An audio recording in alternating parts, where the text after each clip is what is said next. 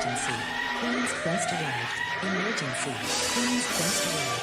Emergency. Queen's Quest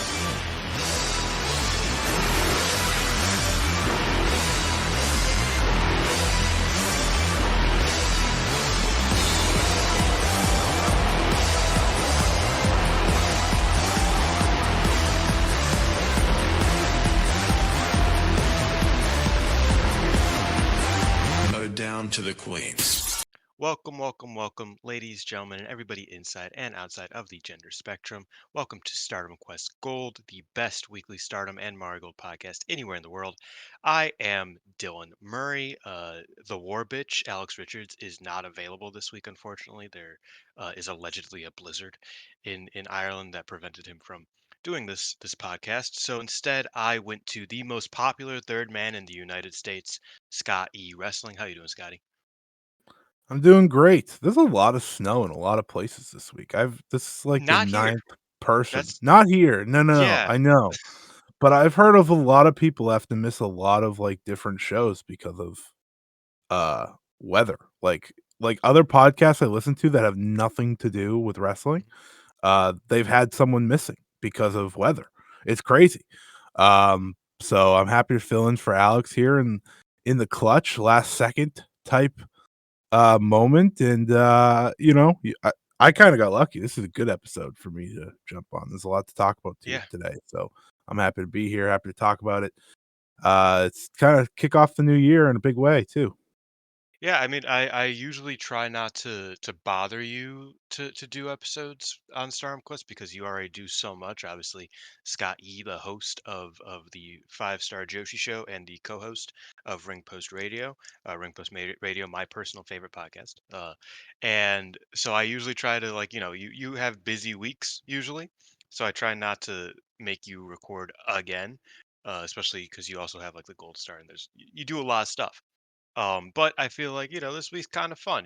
We got to watch First Stream together on the night. The Stardom show was pretty fun. There's some interesting cards to come up for both Mm-hmm. companies in that regard. So I felt like, it was a good chance to get, as I said, the third man on the air. This show is, of course, brought And to you. Oh, go ahead. to be fair, there will be proper Seri Yamaoka praise now. So Yes, yes. Oh, yeah. yeah, I was that's prepared to important. to fight to the death. Um, Yeah. So but now I don't got to, so that's great. Uh, I will sporadically throughout the show try to give the people what Alex either definitely thinks or likely thinks about certain matches because we have built both of us have talked to him pretty frequently over the past week or so about these shows. Um, but if that doesn't happen, just text him. I don't know. He ain't here. That's on him. But this show is brought to you by the Five Star Network. Head on over to fivestarnetwork.co. Check out this and all the other articles and blogs from all your favorite superstars. Um, and check out the Five Star Network YouTube channel to check out this as well. Check out Actress Stage and check out the No Limit Wrestling Show. No Limit is obviously me and Xavier's big thing that we do uh, every month, vaguely. And Scott's on a lot. We try to get guests, different guests, but Scott's the one guy that we can always kind of rely on to make sure he's around, sort of thing. Um, so I believe Scott was on the most recent episode along with Alex last month. There will be a new episode in the coming, like in the next month or so, and we have a time capsule episode that will come out at some point in the throughout the year, basically. So check out the Five Star Network YouTube channel. Check out No Limit. And without further ado, I guess we should probably get into the news. Huh? You ready, yeah, Scotty? I am. I'm gonna start with Marigold since all of the Marigold stuff kind of happened earlier in the month or earlier last week, and it's just probably for the best. So the news regarding Marigold mostly pertains to injuries. Uh, to start, Nagisa Tachibana will be out until after February. She has a injury that is keeping her away.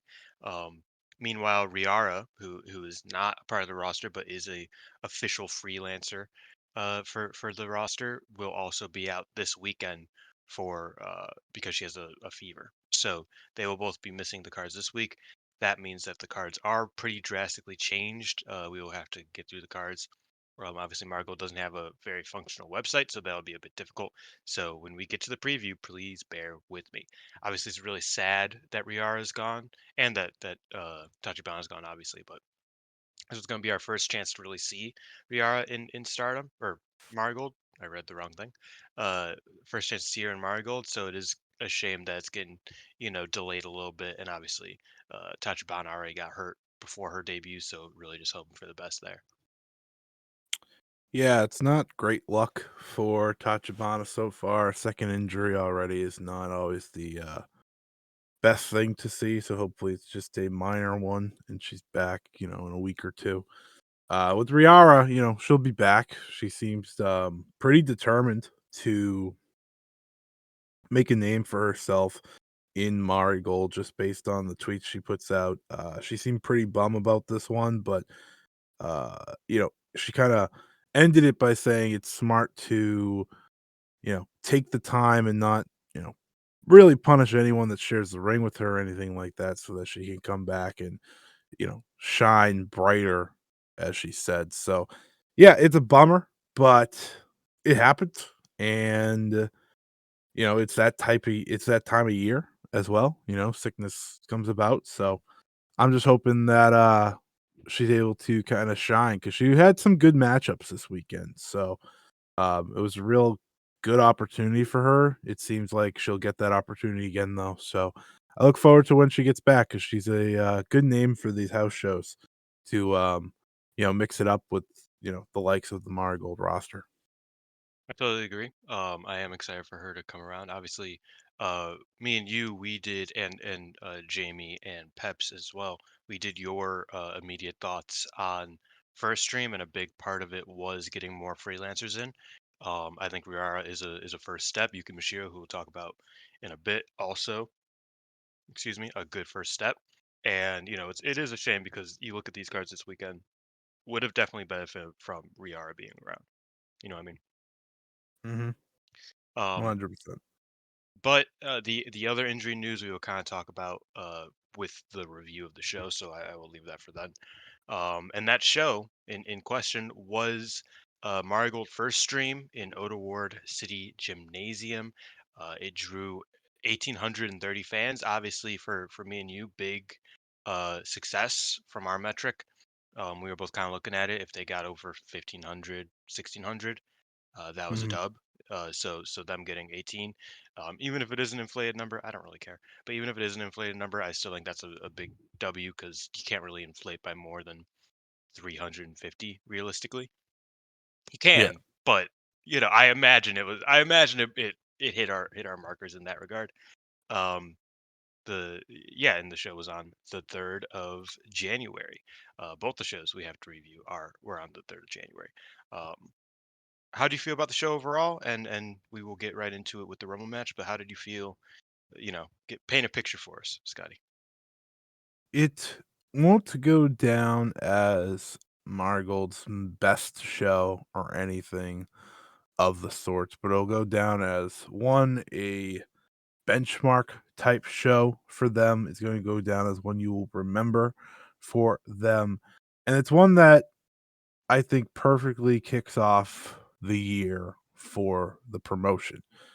This was a staple in Rossi Ogawa booking from top to bottom, specifically with crowning new champions, and debuting, of course, the super rookie at the start of the show. I don't think if you are a Marigold fan or if you are tuning into Marigold for the first time, I don't think you can walk away from the show with anything but hopefulness for the Mm. upcoming year. And ultimately, that to me was the goal of this show.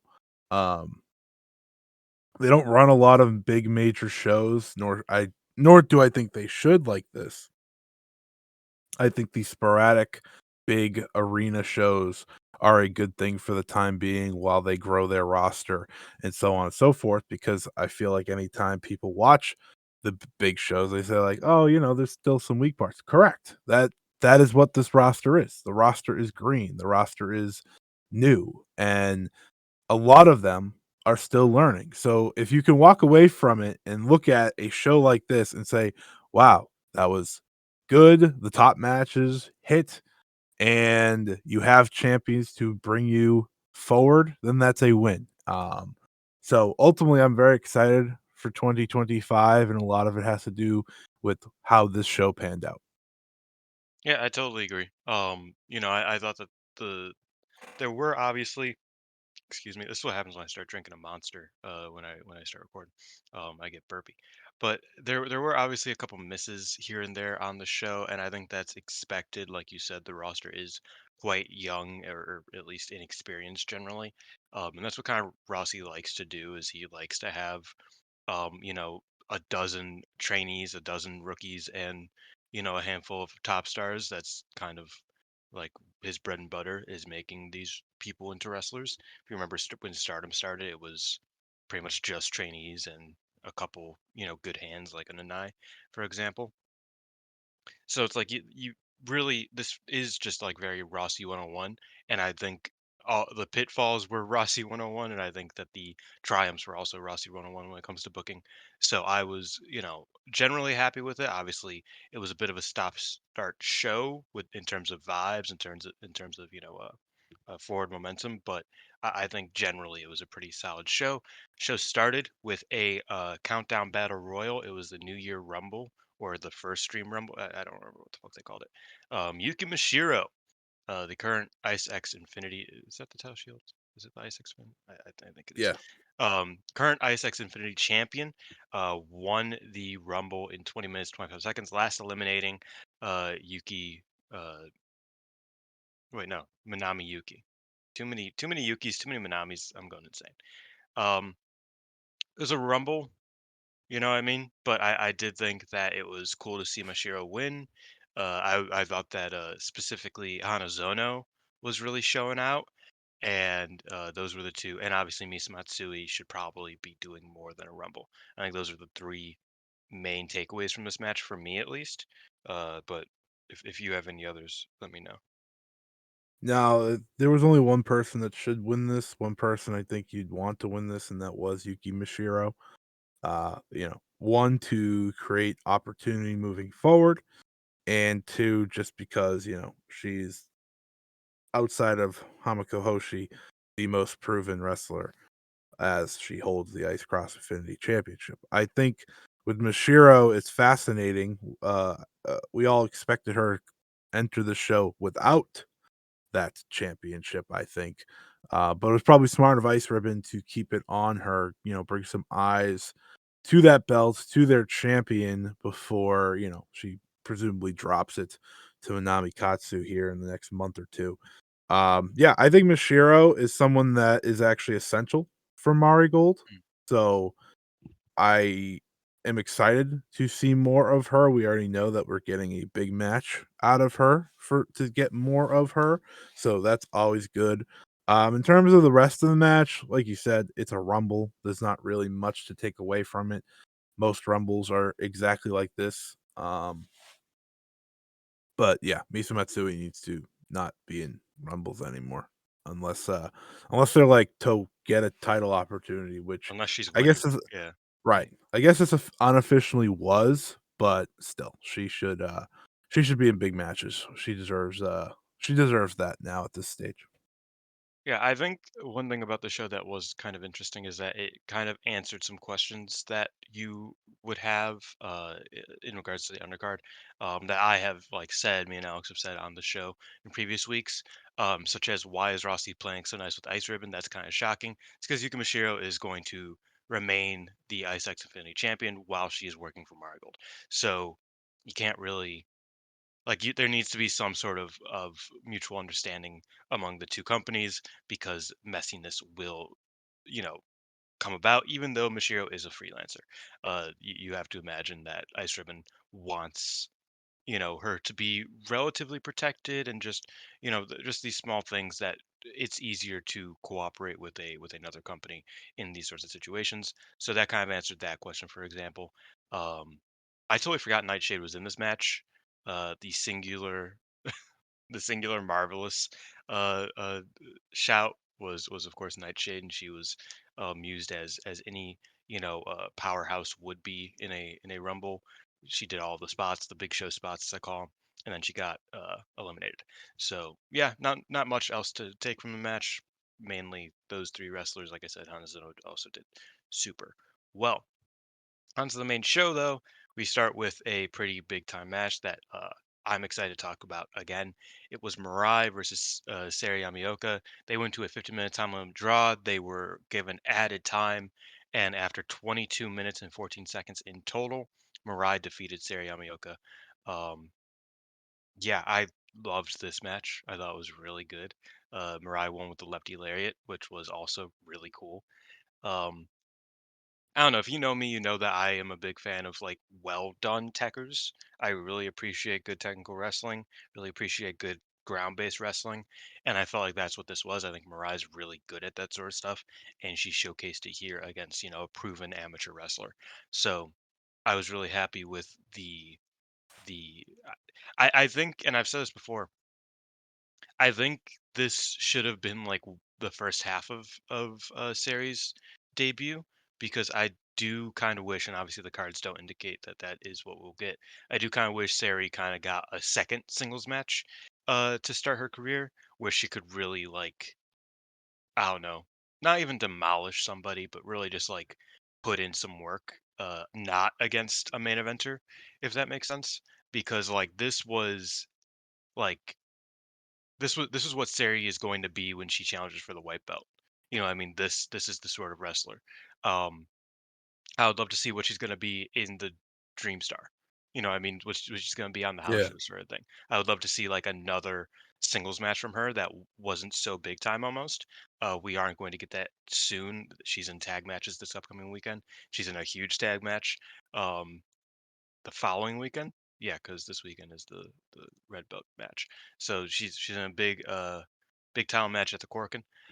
So I would have loved to see a second match for her, but this match on its own, one of the better debuts I've seen ever. In In at least recent memory, maybe not ever. Ever is a bit strong, but definitely in recent memory. And the thing is with Joshi is that's like when you go back far enough, there are no big debuts. You know what I mean? Like there are like mm, cool debuts where it's like, oh wow, she's really good, but it's all about the fundies. You know what I mean? Um, Nowadays it doesn't have to be that, and I think that this is one of the better debuts in recent memory. I would put it just above the Yuzuki Momo match, which I thought was also tremendous and incredible debut match, because I just thought that Sari showed some really intangible things here that were really fun. I will I will go the extra mile to say it's the best debut that I've seen in real time, watching live type Mm. thing. Um, because you have to consider the amount of pressure, the amount of talk, the amount of care that was put into this debut. This wasn't just like, for example, Victoria Yuzuki, when she debuted against Momo Watanabe on a New Blood show in Stardom, no one knew who Victoria Yuzuki was. There wasn't a lot of hype around her. She was just a new rookie in Stardom. And she had the opportunity to stand out immediately because you just watch the match and you expect the minimum, and she shined so well. This match, Seri Yamaoka did not have that opportunity. This wasn't someone who was walking in without anyone not knowing her. This She was had a to impress. right, Like I think any less right. would be a Th- problem, and obviously it was for certain people who don't know uh, good grappling. But this was a woman who was introduced to the company by saying she's debuting at our next big pay-per-view.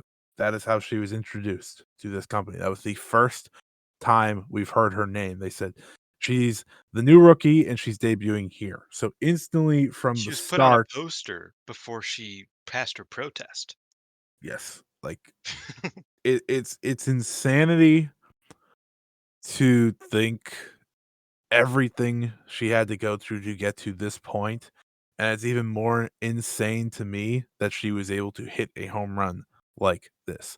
Anyone who went into the first 15 minutes of this match and didn't expect a lot of what happened were lying to themselves. This is a amateur wrestler and achieved amateur wrestler with so much previous success that they were going to highlight that. Yeah. And when Mirai was her partner, but her opponent, it only made that much more sense to do this because that's what Mirai thrives at. This was going to be something that Mirai was going to love doing, and you could see it on her face. She did love doing it. I think Yeah. people I Okay. think people, they'll set expectations and they'll they'll look at Seri Yamaoka and some will think maybe it was a little bit boring. Some will think that maybe it wasn't enough. However, for me, I thought this match was perfectly done. The first 15 minutes ended with Seri Yamaoka looking like she had a visual pin hitting the all bright of all moves. Picture perfect on Mirai.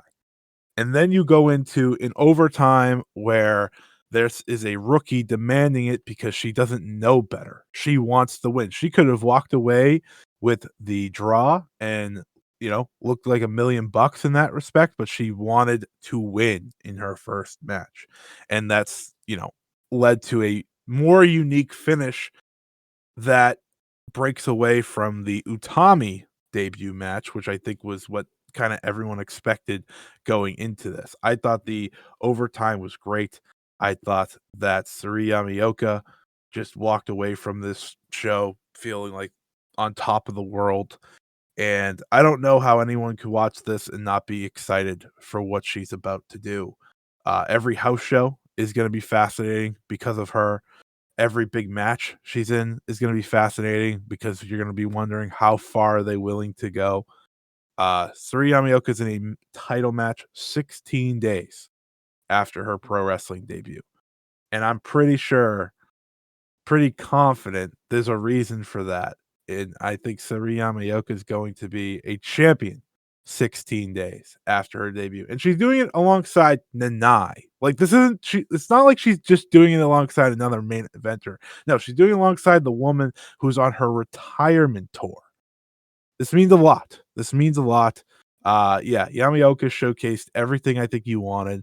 Submissions, grappling, incredible suplexes, just insane power. The best part of the match, I thought, was her looking like she was exhausted about 10 minutes through and then just essentially coming out of nowhere and, having that second gasp that Mhm. really brought this from, "Oh, this is pretty good, grappling's good too. Oh, this is great. She's going to be special." Um, I don't think that it's gonna be a long time before she wins one of the top 2 belts. I really don't. I give it just Couple a years. handful of years, and her challenging could be by the end of the year, truthfully. I just think that's what they're willing to do with her, and I find that very exciting. I find that very exciting. Anyone that doesn't, uh, I think is not appreciating the sorry. Anyone that doesn't might be a New Japan fan, because New Mhm. Japan has to wait forever. I'm very excited to see what is in store for Suri Yamaoka, and this match couldn't have done more for her and her stock and anyone that invested in her from before her debut match.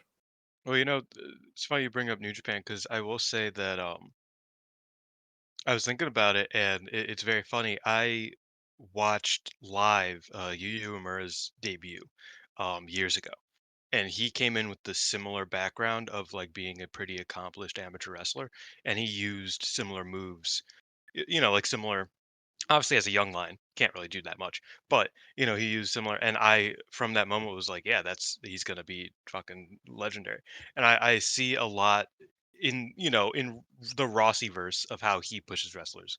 I see similarly with Sari because it's like you just see a lot in her as somebody who can very clearly translate that amateur stuff into pro stuff here. Like I said, I would love to see her against somebody that's not Mariah in a singles match because Mariah is the best grappler in the company, bar none. So I am interested to see how she can do, not against the best of the best. Uh, but yeah, loved it. I think, I had discussions with people, mainly Velke and Alex, about the use of the grappling and the use of the restart off the time limit. When it comes to the grappling, I thought that was all very well done. I felt like it was all in effort to progress the match, which is a problem with grappling sometimes. I think you saw it in Shuri's run as top champion when she was grappling with Hameka for 6 minutes, and it's like, well, you would just win. Why Right. aren't you why Right. why aren't you just winning? You're just like doing this like to pass time, it feels like. I didn't feel like that Mhm. was what this was. I feel like Mariah is a very meticulous, a very, Well, it was very definitely 2 detailed. past time, but yes. Yes, but I also think that, well, and But that's the thing there was with meaning with Mariah. it. I think, you look at the Miko Aono matches and you look at, I would say their match at Ryogoku specifically, it felt like, okay, this is more grappling to pass time, whereas the ones in the Sure. earlier matches felt like they were grappling to seek a finish. It, Right. it all depends on just kind of like the way that they're going, the way that the match feels. I Mhm. felt like this was grappling to seek a finish. I felt like that was like very realistic grappling that Mirai wanted to kind of overwhelm Sari and be like, "Yeah, I can like this ain't the same thing as what you're used to." And also with the time limit and going past that time limit, I thought that Sari kind of getting that second burst of fire and her almost beating Mirai in the second of the two matches, so to speak, past the time limit. I thought that was really cool. I was a big fan of that because it felt like, I don't know, it felt like she, like, reinvigorated herself, with her passion, so to speak. Uh, I thought that she really, like, showed that it's like, "Yeah, I'm here to win. I'm going to try to, break your legs," and I thought that was really cool with the submissions. I really Yeah. liked everything about this match. That was a ton of fun, and I'm excited to see what Sarah can do moving forward. Like you said, it's similar to the Utami match, but I liked the addition of time because it kept Oh, I thought Mirai. she was better than Utami. Yeah, no, I agree. I watched it back beforehand, um, Mm, to grasp I'm sure they made her watch it too, to be fair. to to grasp where Utami was at Mm, that point, obviously with the hype, and I thought Sairi just I don't wanna say outclassed because I think Mirai was a better fit than Jungle Kyona might have been mhm, for Utami, but, it was hard to not watch that match with Seri Yamaoka and not leave like, "Okay, this is someone. This is someone that is already above a lot of the roster." And we'll see if the push kinda follows the same as Utami, obviously, right? There's a debut match, but then there's the push that follows. I don't know if they There's have not as any many belts. titles. Yeah, I was gonna Yeah. say, don't think you can give her that golden armor that Can't that give her as many Utami belts, has. but a belt in 16 days is almost just as when you have so few, a belt in 16 days would be a hell of a turnaround. Oh, certainly. And at this point, I think we're all praying for it, as we'll talk about in a little bit. For the next match before that, saw Victoria Uzuki win the Marigold Superfly Championship from Natsumi Suzuki in 13 minutes and 14 seconds. I didn't like this as much as the Corkin match, but I did think this was still good. I still think it was better than their Dreamstar match. I think it was kind of like a perfect medium between those two.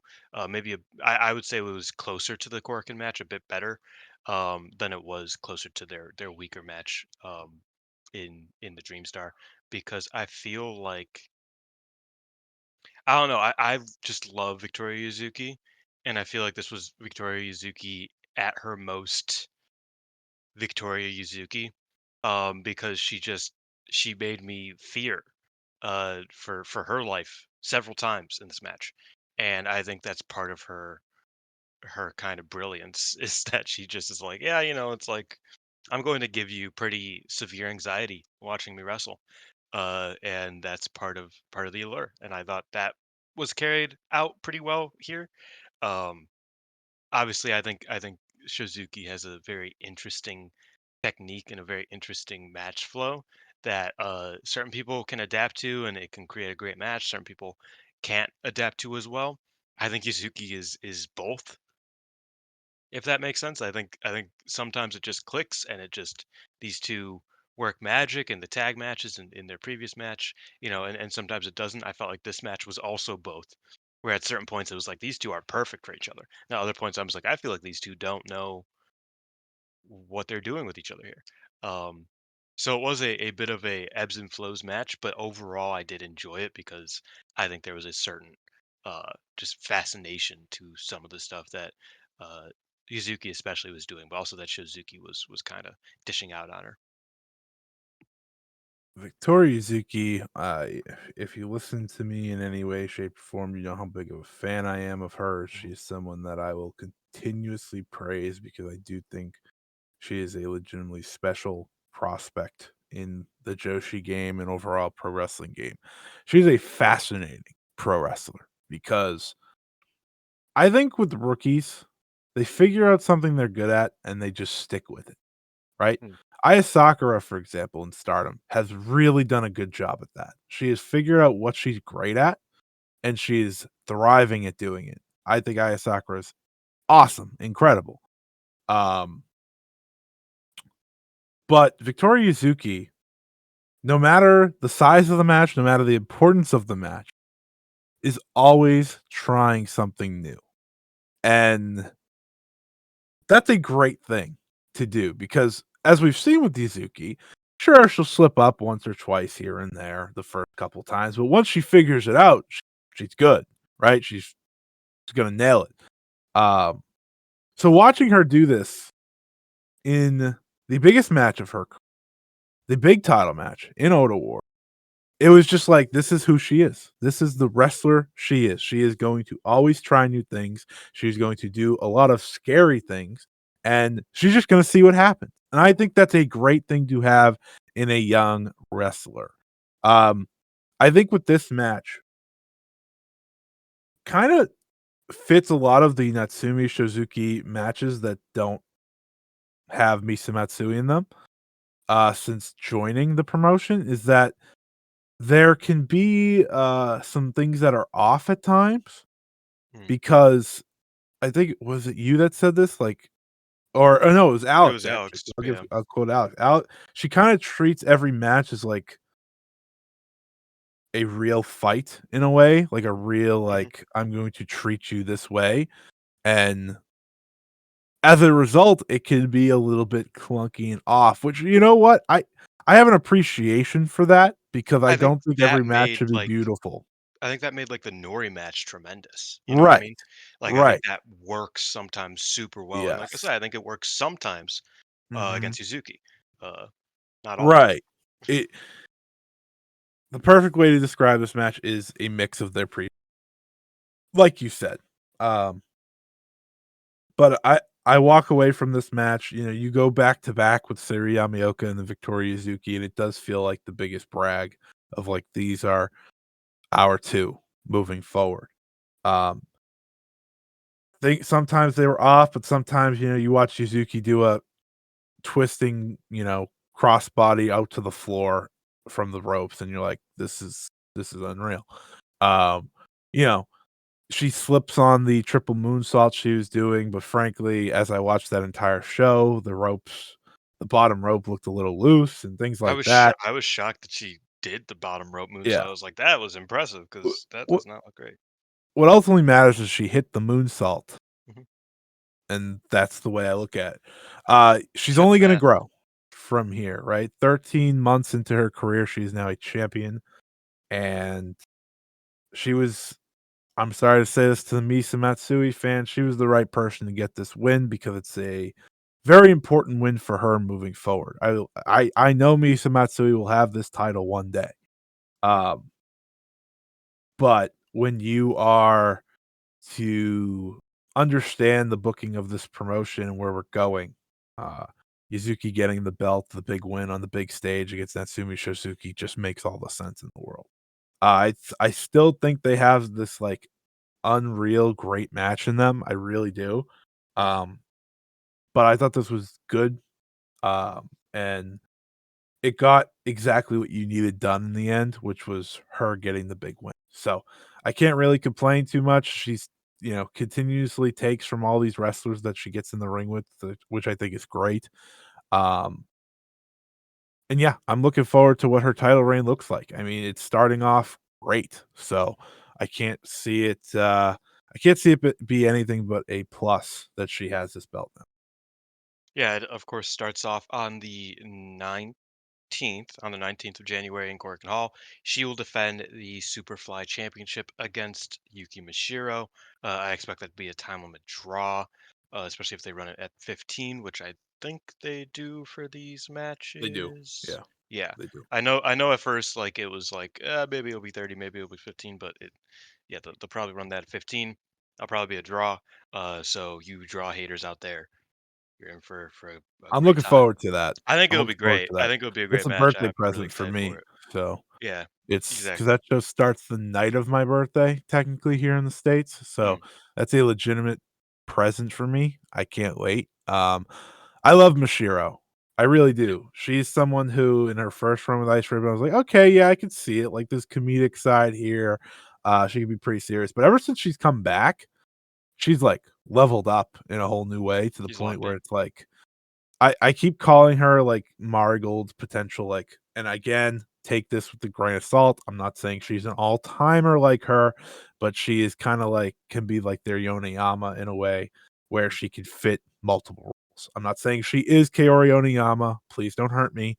I'm just No, they're saying just she could made me realize fit. that Yoneyama should have won like the red belt. Honestly, like they could have Yeah, just been like, you know what, we'll push you like for 6 months. Why not? I think the thing with Mashiro is she's gonna be able to do the undercard, mid-card, and top of the card Yeah. if she comes into this company more than, post losing that title, which I'm hoping is the case, for her is that she gets more involved. I think she can be that, and, it's exactly, I think, what the roster needs outside of some more main event talent, because she'd fit all the pieces, but her and Yuzuki sounds like such a great defense that, Hmm. I'm really looking forward to it. Likewise. But I guess we should probably get on to it. Next match was No, no, no, Bozola. no, I don't wanna do this. I don't wanna I thought we were skipping this. No, we got to. It's Stardom Quest, man. That's what we gotta do. Uh, Bozil and Tank defeat Chiaki and Nagisa Nozaki in 7 minutes 10 seconds to win the Marigold Twin Star Championships. They are the third champions in history. This was bad. Yep. Um, There's not much else you could say. no, no, I don't think that. We watched this and it was like, oh, Tank's really bad, and it's like, yeah, and it's like, oh, Brazil is not having like Brazil is not in form here either. I was like, Right. and Chiaki and Nozaki didn't have time to do anything, so they just Uh-huh. flailed. Um, Yeah, and it was 7 minutes, so that was, not great, and yeah, it's lost, and that was really sad. I was bummed. I was bummed about this entire match, because, I've said it on the show countless times. If you take Bozilla away from the Dark Wolf Army, you gotta do something cool, and they did the opposite of something cool. They put her with Tank, and they put her with Megaton. Of course, we talked about it, that, Bulldozer, who is now known as Megaton, did pass her protest alongside Seri Yamaoka a couple months ago, and they just never announced it because this was their big reveal, was that she came out looking like Beetlejuice, and she's now Bozo and Tank's third man. Um, I don't know. I feel like this was just all a recipe for disaster. I thought it was all mess. This is the pitfall of Rossi booking in a lot of ways. This is one of the things that you will, if you go back through the history of Stardom, you will see instances like this, and it's like, oh, that's not great. Um, yeah, I mean, I expect them to drop the belts pretty swiftly, and I'm hoping that they drop the belts very swiftly because I think I'm a big tag for wrestling fan. And I think this was an instance of like, the Dream Stars or the Dream Stars, the Twin Stars have been such a good tag team title. It's been really well booked, really fun, and I just don't want it to fall into a black hole. You know what I mean? And I don't Sure. expect it to. Sure. I don't think that this is going to be a long term thing because obviously, we don't know how long Tank is necessarily going to be around, but Bozilla probably ain't going to be around for longer than 4 months. So it's not like I feel like they would want to do more with Bozilla than just have her team with Tank for Mhm. the rest of her reign. I feel like they like her more than that. So Yeah. and Yeah. and also they aren't running the Utami match yet with Bozilla. They're running a Sure. different one that we'll talk about later. But so I also think that Brazil has another championship challenge in her. Yeah. I just don't think this is going to be too long lived, and maybe I'm coping, but that's how I see it. Yeah. Match was a good. Uh, Title switch was expected but upsetting, Mm. and you just kind of look to what's next instead of the past. Now you kind of try to get over it, and Poor Chiaki. I think that was my one takeaway. I was like, damn, yeah, poor Chiaki's Chiaki. fascinating because, like, as you said after this match, making Nozaki and Bozilla tag champs would have made a lot of sense, Mhm. right? Because I think they would have worked well as a duo. I mean, they have Um, worked well as a duo. I really enjoyed every time that they've worked together as a duo and a trio. I think with Chiaki, it is unfortunate, but she has a title reign under her name now, so Yeah. that's not a bad thing necessarily. We'll see what strides they make as a duo moving forward now that they've lost. Hopefully they just kind of take it and can get back around to these belts. I wouldn't say this is the last time they hold them. At least I would hope not. Mhm. It is unfortunate though, but I am looking forward. I am looking to January 19th. And Aya Takahashi, Seri Yamaoka laid down the challenge like as soon as humanly possible. Some people are gonna say I feel bad for Naoshikawa. A person like me says, then I wants to I, I win, buddy. I do Sorry. feel bad for Dallas Chicago, but it is kind of based that, and I was like, okay, I'm bringing in the big guns. Homegirl debuted two and a half hours ago. Not even. Yeah. These Yeah, are the big it's very guns. real. It's very real. I'm looking forward to uh that, but for now we'll just accept this is where the twin stars are. Uh it's a beautiful pivot to have this right after if they want. If Rossi wants to just be like, let's just go to these people. Yeah. Let's just go to Nanai and Siri now. Which I've been convinced since Nanai announced her retirement, she'd get some sort of reign with a title, and tag belts make a lot of sense. I was Um, expecting, frankly, I was expecting the Sting run of yeah, yeah. Nanai and Ishikawa, but Nanai and Seri, Listen, so like that. every Yeah, sure. every retired wrestler of the next year or so is getting some sort of title run. Okay, Mako Satomura is in the midst of one now. Tanahashi technically has the never. That's probably He's all losing he'll this to the get. house though, baby. Right. He's probably not going to get like a top title run, but he's going to get a big title match. But he has a title now, so I'll act like my point is correct. John Cena is obviously getting number 17. If he doesn't, then we're gonna have big problems. Malpractice. Yeah. It's only right that Nanai gets a title run of some sort, and I think, like you said, the shout out to Sting, similar with that similarity makes a lot of sense. So I'm hoping that's the case here. Yeah. Speaking of Nanai, she was in the next match. Nanai and now Ishikawa defeated Meiko Satomura and Yuna in 16 minutes and 46 seconds. I didn't know it was that long. It did not feel Didn't that feel long. this long. Felt very short, actually. Yeah. Maybe because we kind of like blacked out when Yuna was in the ring. Um, I was kind of blacked out after that match for a while. yeah, that too. Admittedly. That too. I think this match did suffer from the two matches in between it, or that the opposite That of it in between it. followed. That That it yeah, that followed. fouled and was before. I think that kind of makes this match a bit harder. But I still thought it was a very good match. I thought Now did very well, and obviously Nanai and Mako were the stars of the show.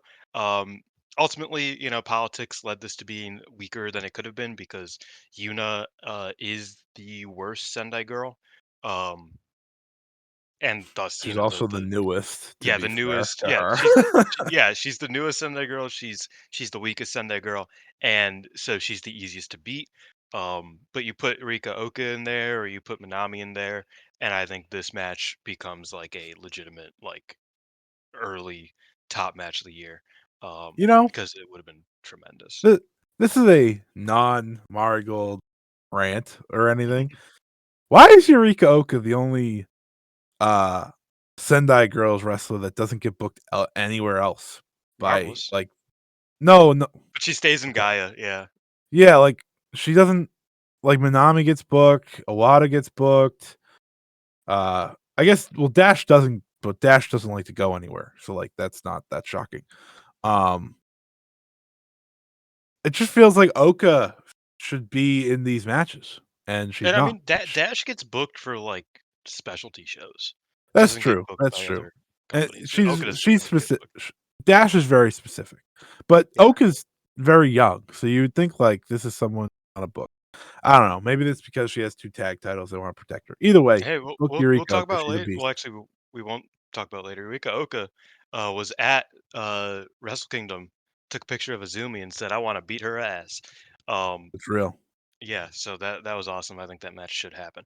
But yeah, fun match. Like I said, I think if a Minami was in there to get beat up by Nanai, I thought it probably would have been fucking better and insane. But I still thought this was a lot of fun. Nanai and Mako are timeless, legitimately. Mako looks like Mako has been wrestling like she's 30 years old since she was 30 years old, and that's like 15 years ago now. And Nanai is one of those old wrestlers that like wrestles like an old wrestler, but in the best possible way. Uh, and I kind of she's tremendous. So good match, could have been great, but I thought it was very good nonetheless. Um, Yeah, it was a lot of fun.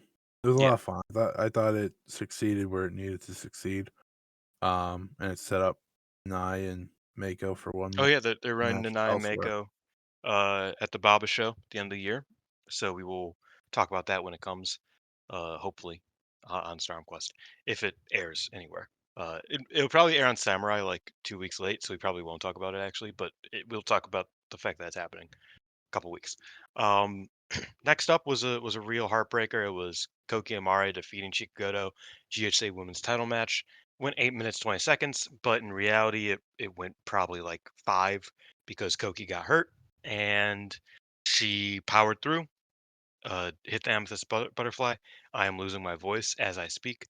Uh, but yeah, it was a real shame. She hurt her knee doing a jumping knee, and I kind of noticed it immediately, and I was like, "Oh no, oh no!" And it ended up being a pretty rough rough rest of the match because she still had to finish it because the GHC title is not Marigold's belt technically. Mhm. So like you can't have Chikugoto just win it because it's like Yeah. that's not your call. Like Right, right, that's right. not something you can really do. Wasn't a pivot that could be made. Exactly. Um, So one thing that it's like, and of course this is Stardom Quest thing. Koki Amari did announce that there will be an announcement regarding her injury within the next 24 hours of this recording. So when this is out, there probably will have been an announcement regarding what the exact details of her injury is. Uh, as of now, we don't know, but by the time you're hearing this, you could probably find it online. Um, Hope for the best there. You know what I mean? I think Koki really hit a stride. And I think the fact that she was walking out and the fact that she could hit the amethyst butterfly, and the fact that, that like I feel like these things, Sure. maybe I'm being very copium and this might, be very I'll probably regret saying this tomorrow, like if something if her knee is really, really fucked. But I don't know, I've seen some really bad tears, like knee tears, Mhm. and usually they can't walk out at Right, all. right, right. So I'm hoping for the best here, but obviously you hate to see anybody get injured. Um, Props to them for finishing the match whatsoever. They're both young wrestlers who uh, are not experienced with having to finish a match in this instance, sort of thing. So props to them, really impressive. Even though I wish they could have just called it, I also understand why it's not as easy as the Desperado Doki. Like that was another heartbreaker this past weekend but it's like Desperado's probably going to win that match. Doki gets hurt. Just don't even take any Right. don't Right. take any chances. It doesn't matter. Yeah. Despy's already going to win. It doesn't, I think this is a very different circumstance. So I get why they pushed themselves to keep going, though it was, excuse me, it was a bit upsetting. Yeah. This was the bummer of the show, just because I, I really thought that these two could put together something that, opened a lot of eyes to how talented they both are and what they've done in their first year in the promotion. So in that way, it's a bummer. In another way is obviously you're just hoping for the best for Koki and Mare. Sadly, expecting a little bit worse than the best. Hopefully, not too bad. Um, but she's not on the shows this coming weekend. You know, announced for anything, so it feels like no matter what, gonna be out for a handful of time. Hopefully, it's not too long. Hopefully, it's not to the point where she has to drop the belt, Yeah. because this is the first champion. You want the first champion to be able to have a reign fitting. So we'll have to wait and see. But in terms of moving forward for these two, I do think that they were gonna, at the end of this, come back together and be a tag team again, but we couldn't complete that story because we had to rush to the finish. So there's that. Um, for me, it's just, fingers crossed that Koki's back sooner. They can run this back, have a true match. But like you said, kind of just holding our breath here, hoping and praying within the next couple hours. We'll know one way or the other, so we can move. Yeah. She can move forward, and the belt can move forward, and all things like that. Fortunately, there's not too much to talk about here. They just couldn't get going. Yeah. Yeah. I mean, what they were doing, what they started with was pretty fun, but you can't really judge it very well. We watched this together, and the second that she hit the knee and she landed on her other knee, I was just like, Yeah. "Oh, fuck." And you guys were like, "What?" And I was like, "She's hurt." And it was like, "Oh, oh." And she was very hurt. Uh, I have that ingrained anxiety about wrestlers getting hurt at any time on any move. So it's always something I'm hyper fixated on. So that was one instance of that. But obviously we're hoping the best for Koki and Mari. But moving on to the top two matches, what everybody's here to talk about. First of all, Mai Sakurai defeated Miko Ono in 25 minutes and 17 seconds to win the Marigold United National Championship. Uh, the pure white belt belongs to Mai Sakurai. Who would have thought that everybody rejoiced? Everybody would rejoice when this happened. Um, Not even because, no disrespect to Miku Ano. Miku rules. Miku's output in this match, especially, really showed, hey, this is a wrestler that you know should constantly be in the conversation. Um, but this was just a tremendous performance by both women, especially Mai Sakurai. I would say I think Mai Sakurai just continues to impress me, impress Marigold fans.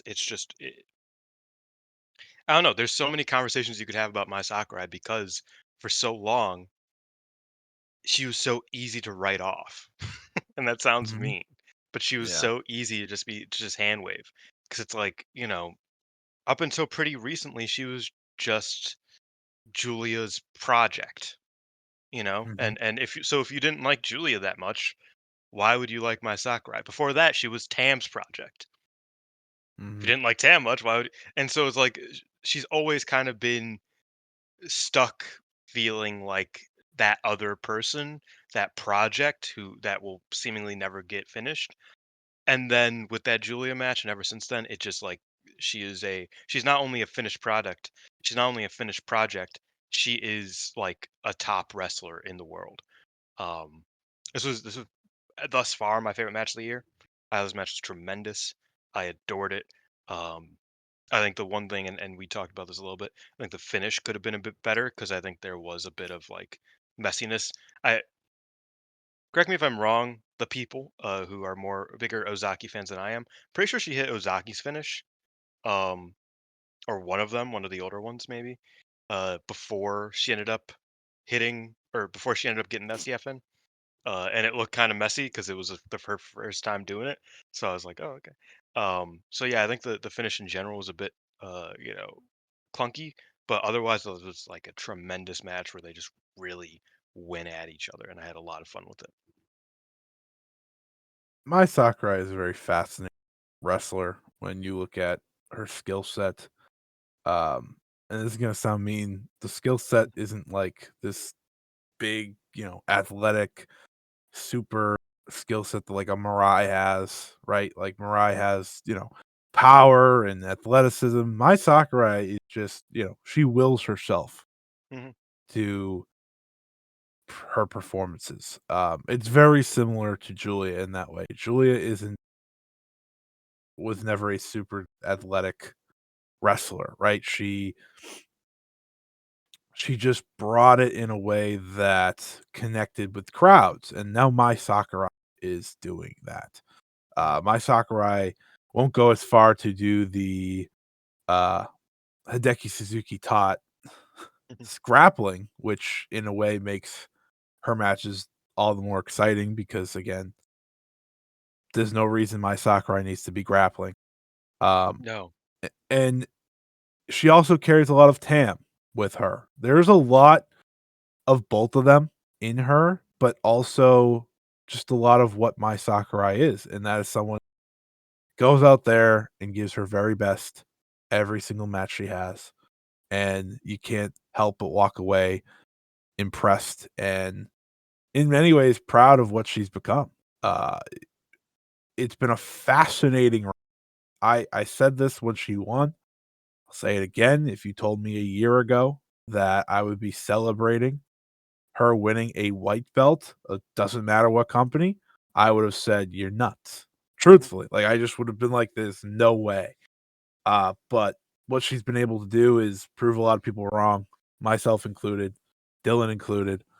Hmm. Um, Al- Proved Alex right, A- unfortunately. I know Alex has always been behind my Sakura. I don't even think Alex Sakura, but yes, proved Alex right.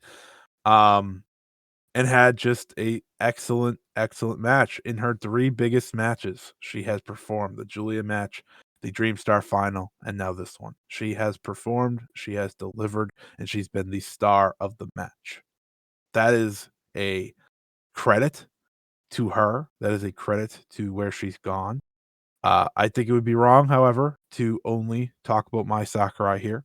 Miku Ano was great in defeat. I don't think Miku Ano's reign had the level that I wanted it to be in terms of I think all of her matches were good, but I Yeah. think they could have been great. But she was the right first champion.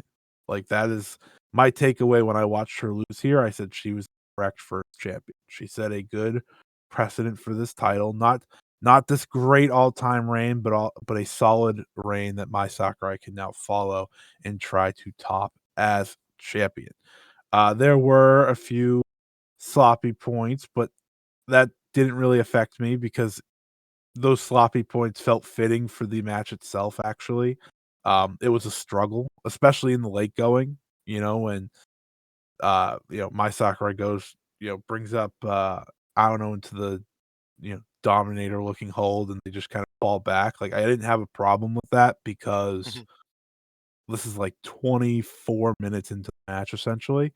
My only critique really is the finish. It was a STF and it ended. And I was like, oh, all right. That's my only critique, but that's me being nitpicky, and that's fine. But they had a great match. One that I think for me beats the previous big show United National title match. So Yeah. that's an accomplishment. I think that's the funny thing about First Stream. Everyone at Summer Destiny has this, fantastic show. I mean, in the awards that I did, it actually won Show of the Year. And I loved First Destiny. I do think First Destiny is a better show. But I thought both title matches on this show, both top title matches, were better. Oh yeah, So 100%. it is funny to think about looking back. I That think if show you just if you put had the Utami and undercard Io. I think Yeah. if you put the undercard, well, and yeah, if you put, yeah, that I forgot the Utami Io, Yeah, top yeah, five there's match a of the big year last reason year. for it. Yeah, I was gonna say it's like this show wasn't that, but it's like yeah, that one. Um, Yeah. but no, I think I totally agree. I think this was uh probably the best Wipeout match in my opinion, in Marigold thus far. Yeah, I think for yeah, sure, no, that's true. for sure. Um, Half the Mariah ones don't count, yeah, so the Mirai ones weren't title matches. those They weren't were for the all title. they were Yeah, all tournament matches technically. right. Um, and even so, I think this one might edge out like the best of those even. I But think so too. yeah, so it's like I really appreciate it. I don't want to dwell on this one too much, because obviously we have plenty more to talk about. But I will say with Miku, I think Miku was really great at making all of her opponents look good, which is a not great thing for her Sure, for in sure. this reign because it's like you look at and not only making her opponents look good, but I don't know, she made Koki look good. She made Shizuki look good, and I think Nozaki. Personal preference, yes, but I think Nozaki, when she's on, is one of the best wrestlers in the world. Legitimately, that's my legitimate stance. Yeah, So I think that like Nozaki versus Miku was an instance of like Nozaki kind of like taking the bull by the horns and just you know yeah, really showing up the champion in that instance. Unfortunately for Miku, but I thought that this was another instance of just her really like showing that she was a very deserving champion and should always, she should be a frequent challenger of the red belt. She should probably get the U1 belt again at some point in the next few years if she doesn't get the red belt, sort of thing. Because she's incredible. This kind of reminded me of the Nanai match where it's just like, oh fuck, Miku just like Miku's here, bro. Like she is imposing her will, and I really appreciate that. As for my Sakurai, I've been trying to figure out like what the right adjective is to describe how I feel about her style, and I feel like the one I keep coming to is that it's very honest. Um, and I think that's something I always had a problem with Tam and Julia is that it always felt um, very much like they're performing too much sure. almost. And I feel like my Sakurai, in all of her best moments, feels like just a very earnest and honest and like you know I don't know, like, everybody knows what it's like to kinda suck at something for a long while. You know what I mean? And I Yeah, think that's the allure of Mayu. You know what I mean? Obviously, my Sakura and Mayu, 2 very different wrestlers, but, like, Mayu had to be, had to struggle and be kind of bad for a while to become the greatest wrestler ever. And I feel like that brings a certain, it comes with a certain respect and a certain appreciation that I have for those sorts yeah. of wrestlers. I think Mai Sakurai has that. She just feels like a very honest, very earnest wrestler that, her being so great now really it makes you feel It nice, it feels good yeah, to see her succeed because it's like you didn't really think she was going to, and it's awesome that she is, and not only succeed in like, oh, they're booking her to be champion, succeed in everybody's stoked that she's champion. yeah, yeah. That's great. She's a real success story, um, that you didn't see happening when she joined Cosmic Angels, that you see Mhm. happening when she joined, DDM, to the point where you're now excited for her title reign, you're excited for what she's going to do. And yeah, I'm very happy for her. I'm very happy that they went with her. She's challenging Nozaki first, which is great. Um, Who would have thought she would be the first two-time champion in Marigold? Like I she's the first person to hold yeah, several you're right. belts. You're right. Yeah, well, listen, this is what they did. They gave her the opportunity to succeed, and she ran with it, right? Like, Yeah. they put her with there's something about putting you in a championship situation where you can thrive before getting the big singles match. It just Hmm. works. It just always is a smart way to go. Give her the tag belt, see what she can do in the big main events because they had big main events with those twin star belts, Yeah. big main event style matches, and they thrived. There is an argument that they were comfortably, I think, it's weird because like the world title wasn't always around, but when the world title was around, like the matches were obviously unreal. Yeah. But when the twin star tag matches, Mirai Saku, they were really good to great Yeah. every time. So, No, and that was the uh, thing with my was that I was like, you know what, she definitely has a high ceiling as a tag wrestler. Um, mhm, because like starting early last year, she was really good in tag matches. We won't Yeah. talk about that one foreigner tag, but otherwise very good in tag matches.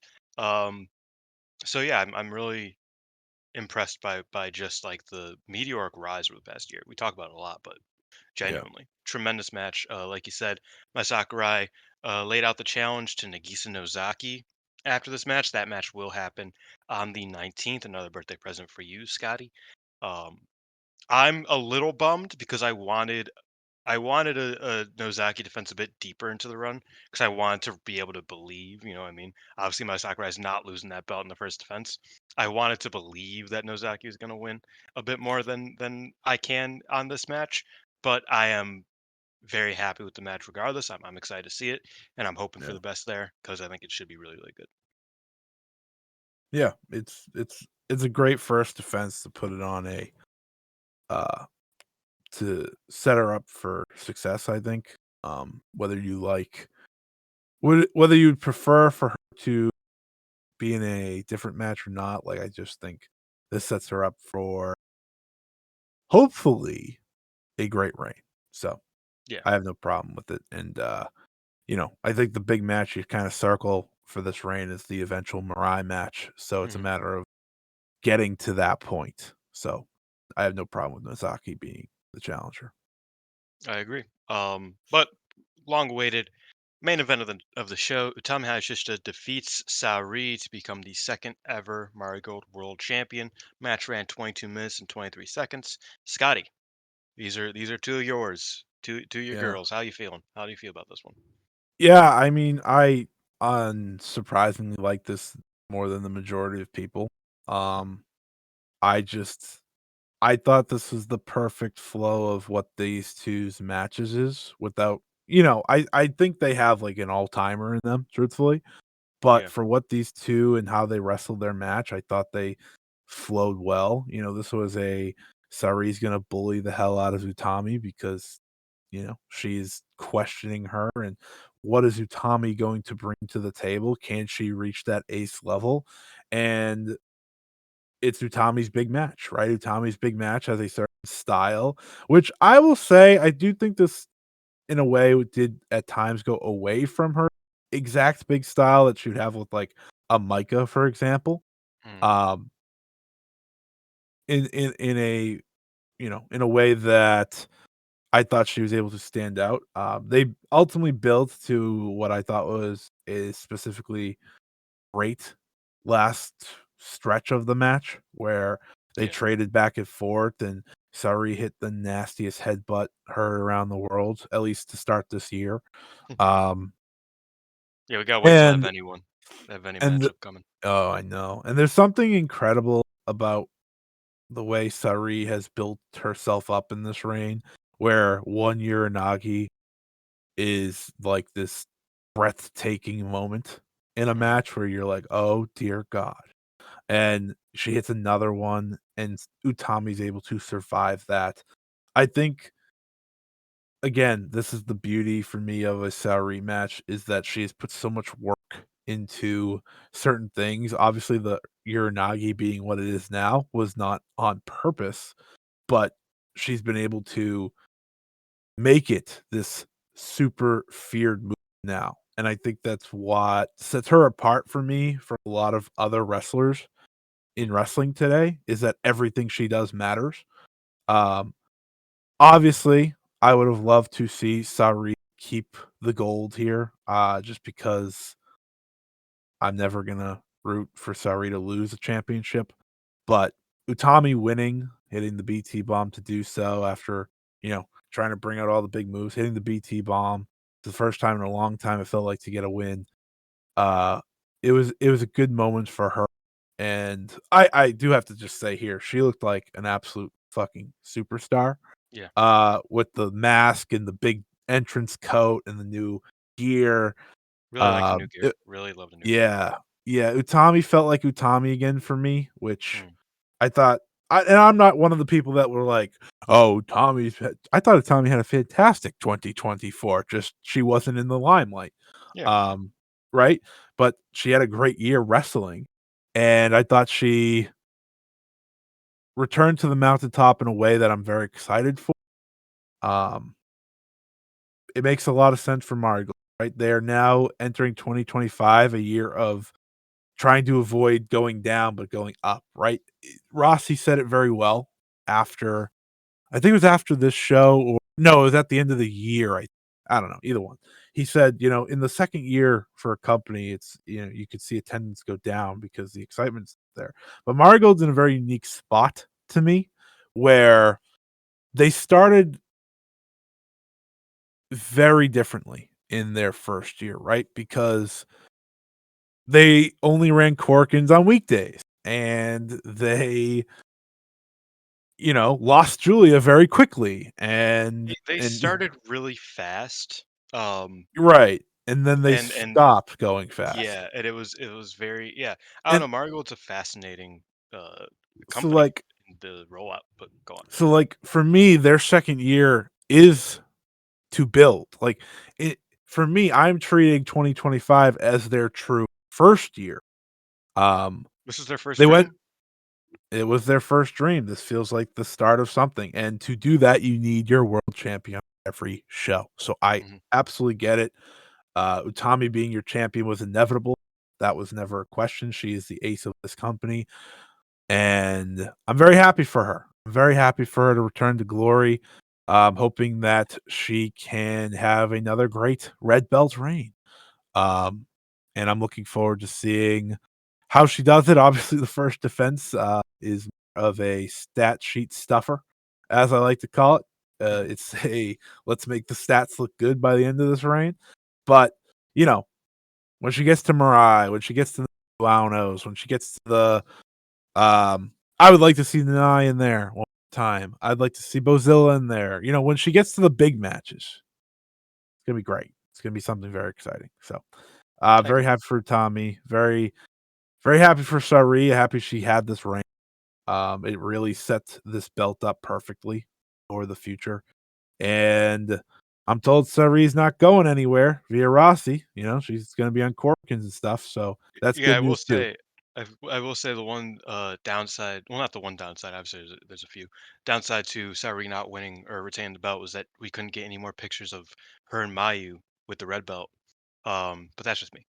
Yeah. But no, I thought this match was great. I am, like I said, I think my Sakura and Miku is my favorite match of the year. I think this is definitely top five. Obviously it's the eighth, so it's not. There's a uh, lot of matches to I be to be fair. fair, I've watched like 70 matches already, so it's not like Yeah. I'm like this is like of the 10 matches I've seen, this is top five. No, it's like this was Yeah. definitely a top tier match. I do think that I think Utami needs to evolve her style a bit more for me personally. As somebody who adored her first run with the red belt, I really loved the run she had, um, and I really love her big match style. But I feel like there needs to be a bit more of a evolution, and I agree that there was something here to that. That's why I thought it was a great match. I also will say that I think Sari is and this is a very specific not even critique, but a very specific observation. She's a better sequel wrestler, and she is a Yes. first time wrestler. Yes. I think once she has like had a singles match with you, then that Mhm. second singles match can be the greatest match ever. You know what I mean? I Yeah. think that's She what we saw learns with from it very well. even though they had matches prior, I think that Chihiro match from last Yes. year in comparison to the Chihiro Yes. match in 2023 is a perfect example of that. The first Yeah. match was great. The second match was like one of the best matches of the year, Yeah. undoubtedly. I feel like, and I feel that was maybe my not my problem, but like my thesis with the Mayu match last year. So that's like that was a great match, but I know there is like a step further that they are both Yeah. capable of going with each other. I think that maybe brought that match down a little bit with me.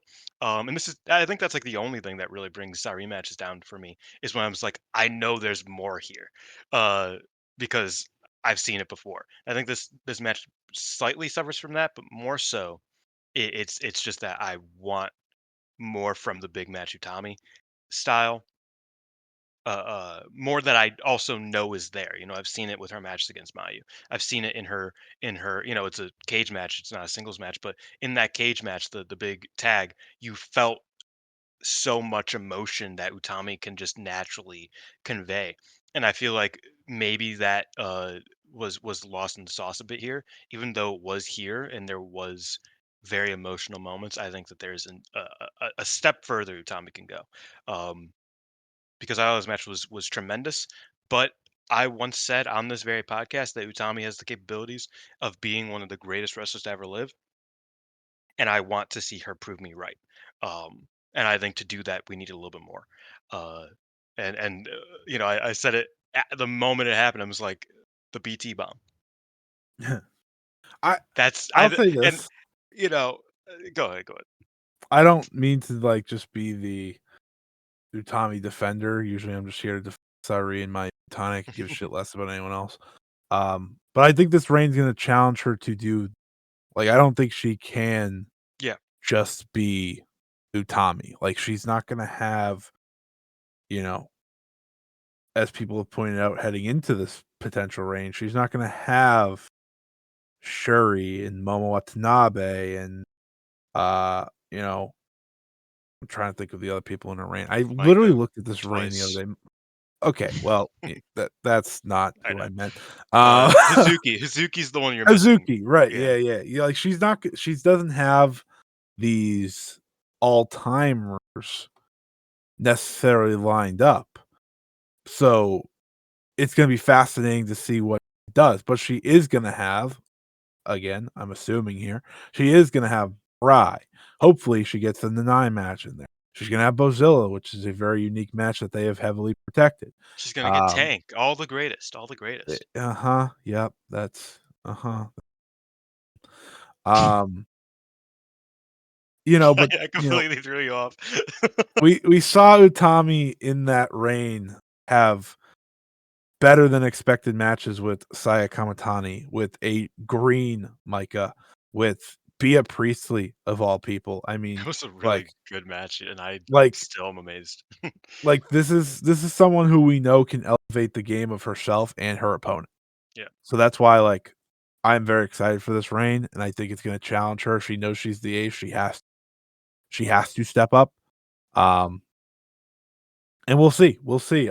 Because who knows where we'll be 6 months into her reign? Who knows where we'll be come the Dream Star? So I think that's going to be exciting. And her and Sari should absolutely run it back within this reign. Like these are things that they should do. So fingers crossed that they do that. But I'm happy to see Tommy be world champion again. Yeah. It's been way too long, truthfully. And I'm happy she seems to be very happy to finally be champion again as well. Yeah, and I say that I need more from Utami in a very interesting way, because for me, Utami's big match style, I love it. Like I am like that is a high floor for me. Is Utami's big matches. But I want that ceiling to be higher. You know what I mean? Obviously, Sure. like on a more consistent basis. In fact, I want that floor to be higher to Yeah, having you a want it better to be way the to say it. 43-minute classic at all times. No, That's what no, you want. no, no. But no, I am thinking about it. It's like because it had a high ceiling, like the Shuri match and the Momo match, um, mainly those two, and even the Hazuki match, maybe a bit that's a bit lesser, but still, even the Hazuki match, those were really high tier, high quality matches. But I want just a more out of that base style. So I guess I Sure, want that floor to be higher a little bit. Um, sure. but yeah, I'm interested to see where this title reign goes. I'm interested to see if she gets the full year. If she doesn't, I expect her to get a second reign. I mean, I expect her to get a second reign with the Marigold World I was title, gonna say, I'm regardless. sure she gets a Uh, second. she's only like she's in her mid 20s. It's not like she's, or maybe slightly later 20s. Um, at the oldest. It's not like she's, She's this is 26, her man. one and done. Yeah, she's 26. It's not like this is a one and done. I imagine she will be top dog for the next 10 years, hopefully, knock on wood. Um, she'll be in the conversation. So I don't expect this to be uh her last run with the title, but I am really interested to see what she can kind of do with it. But that's enough for first stream. I enjoyed the show. I was happy, especially with the last two matches, but I also liked the Nanai match. Also like the Yuzuki match, and I loved the Seri debut. And that leads us to this upcoming weekend of shows. That starts on the 11th, when we will see Hummingbird, or this is in the Osaka box, I should say that. what are these shows called? They all have names. I don't I remember what think the fuck I think they're still Winter Wonderful Fight or whatever. They they might be. They don't have any branding. What the fuck? Usually they have branding. I think I'm they're a, still Winter Wonderful Fight. oh no, Golden Garden 2025. Ah, word. Yeah. Is that yeah, the Golden Garden. So on January 11th, holy shit, there's so they changed so much with these injuries. So I apologize, I'm a bit all over the place. The two Um the two new opening matches are Hummingbird and Sakamoto and Minami Yuki and Flying Penguin. So you can work past those. yeah, those are matches that will happen. Um Yeah. and then beyond that, here we go. Everything else Um is normal on that Yeah, show. beyond that, we have Mirai Saku reuniting to take on Natsumi Shizuki and Naho Yamada. That We moves me have tremendously. Just want to oh say. yeah, no, I agree. That's these I don't know. Mario will kind of cook sometimes, and we also have now Ishikawa and Rei Seto versus the Dark Wolf Army. Those are the other two early matches. Then we get into the big time stuff. We will have the first time team of Seri Yamaoka and Nanai Takahashi taking on Chika Goto and Miko Aono. Big test for Seri, seeing how she can do here. I expect a win, Crazy. obviously, for the champions, or for the I was just soon to say be they're not champions. champions. Maybe a draw because I imagine they probably want to keep Nah, Chica Go's Goto. getting rolled up, buddy. I don't know. I think Goto's an interesting case because I feel like while Koki's gone, they are going to want to have Chika Goto look kind of good, but also How would you like to maybe not. catch an Albright, pal? Oh yeah, she's gonna die. And the main event, the presumed main event, is Victoria Yuzuki, Utami Hayashishita, and Misa Matsui taking on the Bozillions, Bozilla, Tank, and Megaton. Uh, I didn't realize that Tommy had the belt on graphics. yeah, beautiful. Beast. It's a great belt. I meant to say that earlier. The belt looks like perfect, I mean, it was made for by the way. Utami. It feels Yeah. like. It just so happens that it looked great on Sari. Yeah, that's true. And then on the 12th, the two new cards are also undercard matches is now Shikawa versus Rei Seto versus Hummingbird, a three-way match. And it is also, oh damn, this is not an undercard match. This is a big time No, I match. was gonna say Uh the other one's not an undercard, but yeah, Riara is replaced by not. yes. So it is Nanai Takahashi, Victoria Yuzuki, and Seri Yamaoka. First time interaction between Seri and Yuzuki for the in the ring in person sort of thing. They'll be taking on Mirai, Miku Aono, and Naho Yamada. Don't see Miku and Mirai teaming very often. I'm actually really I like that. That's an interesting one. Um, I like that match in general. That's a banger. That's a banger. Damn. um, Elsewhere on the card, it is nope. Already went through that. It is Mai Sakurai and Chikugoto taking on the Dark Wolf Army, Chiaki and Nagisa Nozaki. This is a prelude match for the Korakuen. Also, kind of a banger, not gonna lie. And then that was changed. I might be missing a match, but they that's on them. Um, then the presumed main event again. Well, actually, no. The main event's probably the Seri tag. I would hope. But again, Utami's match is Utami, Yuki Minami, and Misa Matsui taking on the Bozillions, Bozilla, Megaton, and Tank.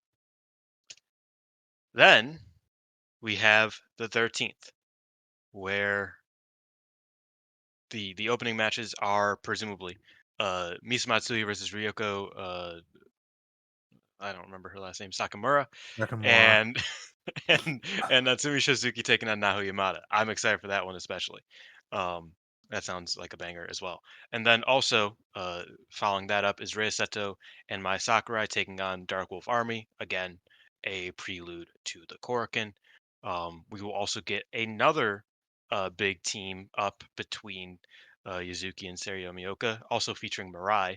Those three will team up to take on Hummingbird, Chikagoto, Having the and knives taken Miku. off a I day. don't know. I was Yeah, a little she worried. she deserves it. She deserves it. Um, Beyond that, there are these two matches unchanged? That is not unchanged. Um, A lot of There is matches. also a tag match. Is now Ishikawa and Yuki Minami versus Bozilla and Megaton. While the third in their illustrious trio, uh, Tank, is taking on Utami Hayashishita in Nagoya. I didn't say the name of the. I'm sorry, guys. This is a mess. She's taking on Utami in Nagoya. This is a big title match for Tank. Hopefully, it's not absolutely dreadful. I mean, we're gonna see how much Utami can.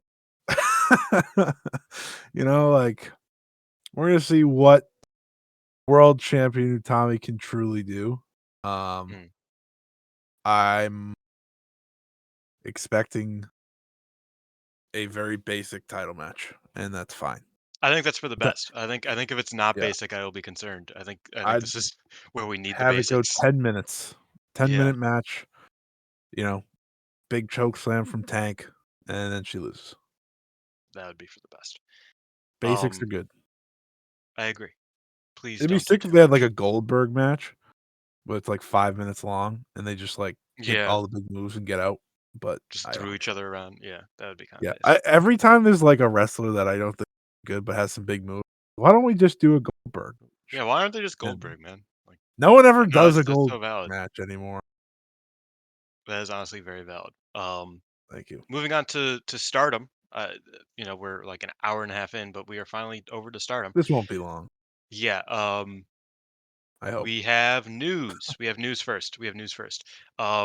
First piece of news is that the New Japan Battle in the Valley. We'll preview that. That's not a thing. Alex sent me things to read for news. So first that news, kind of in relation to the review we'll do in a moment. Rana Yagami is officially challenging for the Sendai Girls Junior belt. She's challenging Chi Chi at an upcoming Sendai show. I don't have the exact date for that because I am Evo not show prepared. on the Oh, at the 29th. Evo show.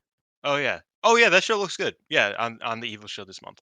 Um, uh, Chi, being the goat she is, said, "I'm going to make it so that you never want to stare a Evo girl in the face again."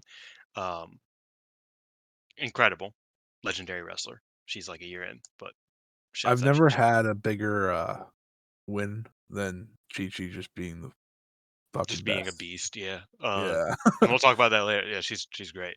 Um, then also on the news docket is that Mayu Iwatani's movie is available for free on YouTube for the next 5 days. 6 days, I think. 5 Yeah, days. 5 days when this comes out. Is available until the 14th. You can find it on their New Year's live stream that they did on New Year's. It's at the end of the VOD. So if you want to check that out, I would recommend it. Me and Scotty are still trying to plan a movie night for us to watch it. That is True. high on the priority list, and it should True. be on yours as well.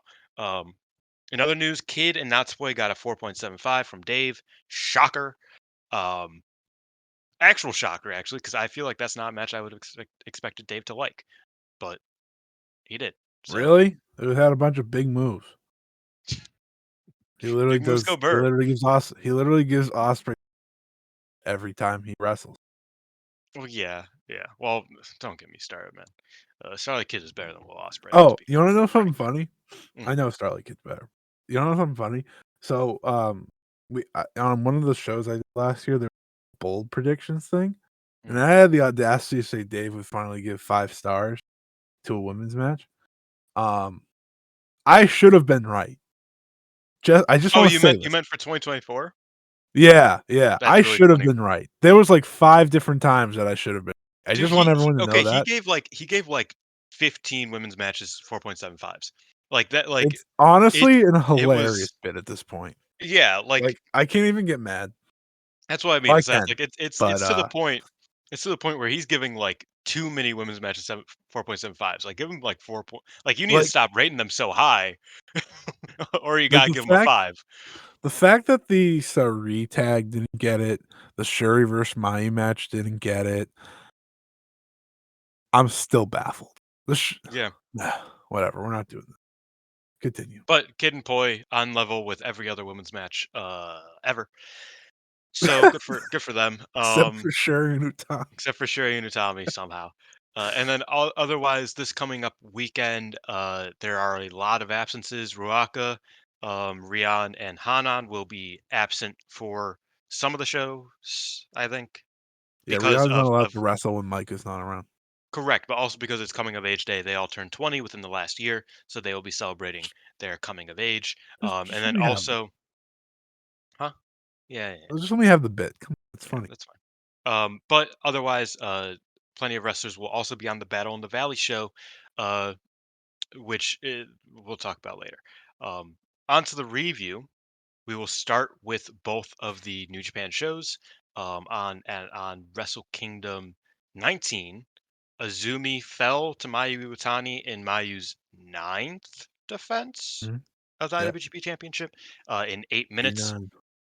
Uh, to yeah, so I feel like I should have been I should have read the script. It's the script's not in my head.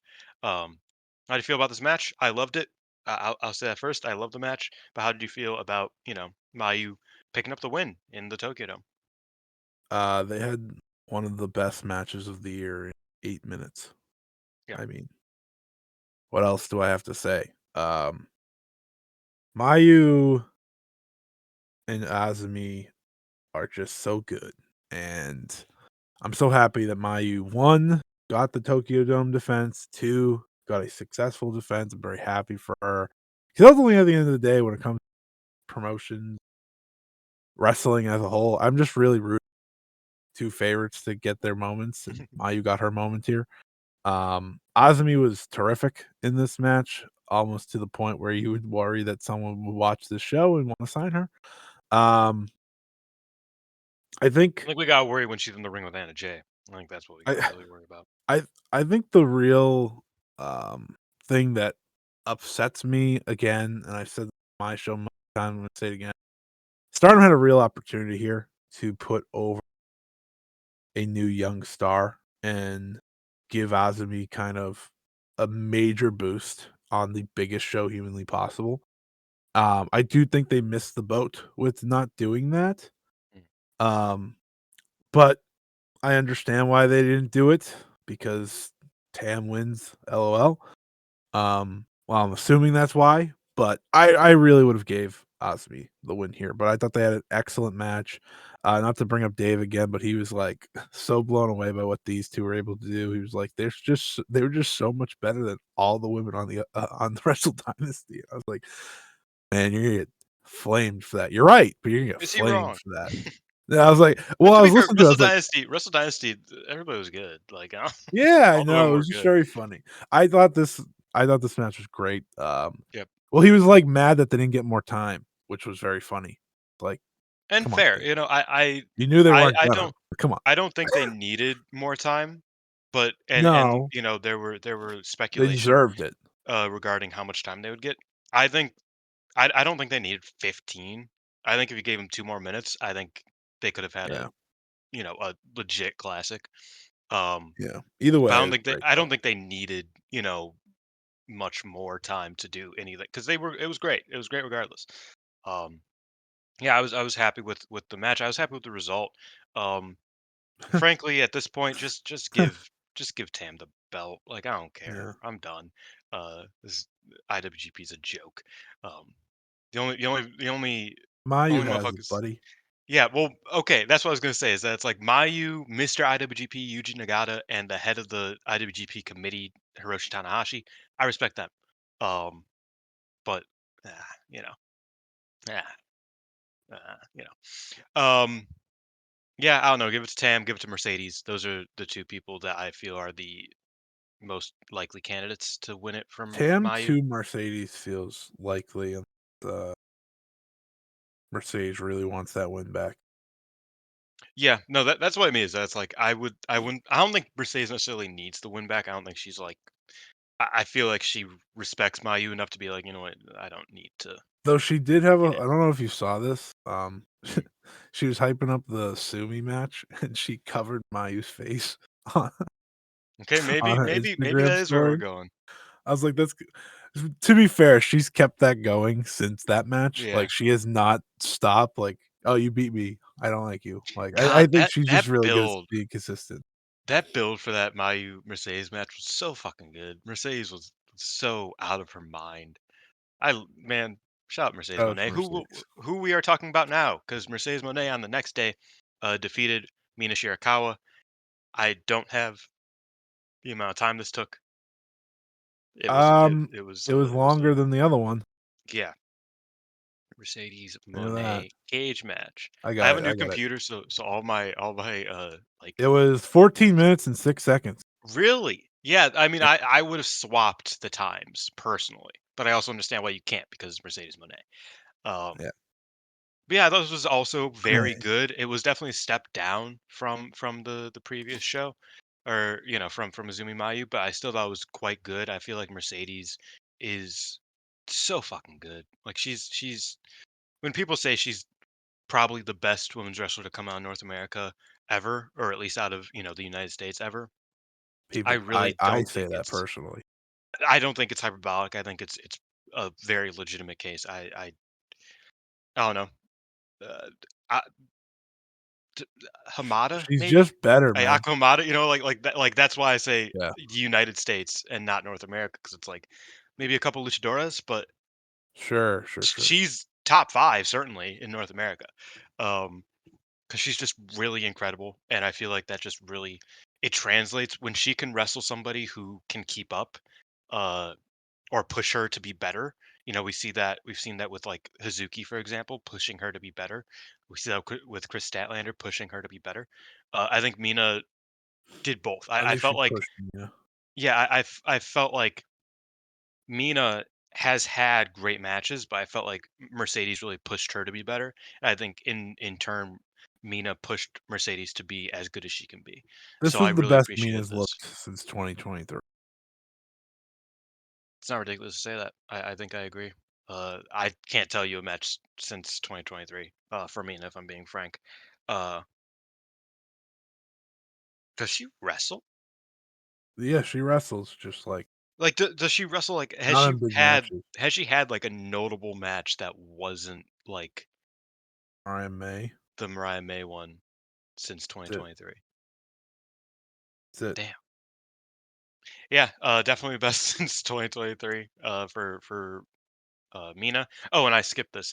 Uh, we'll talk about it in a moment because it kind of relates to the other review we have to do. So we'll go back to the Women's Cup in a minute. But yeah, I was really happy with what I saw here. I wish Mercedes was in New Japan more. I would love to see her, you know, at Sakura Genesis or something at one of the Stardom shows coming up. 'Cause she's just really great in Japan. She needs that. She needs that to catch the deal. You know what I mean? New Japan needs to I think more she's focus on taking the that. IWGP at Forbidden Door.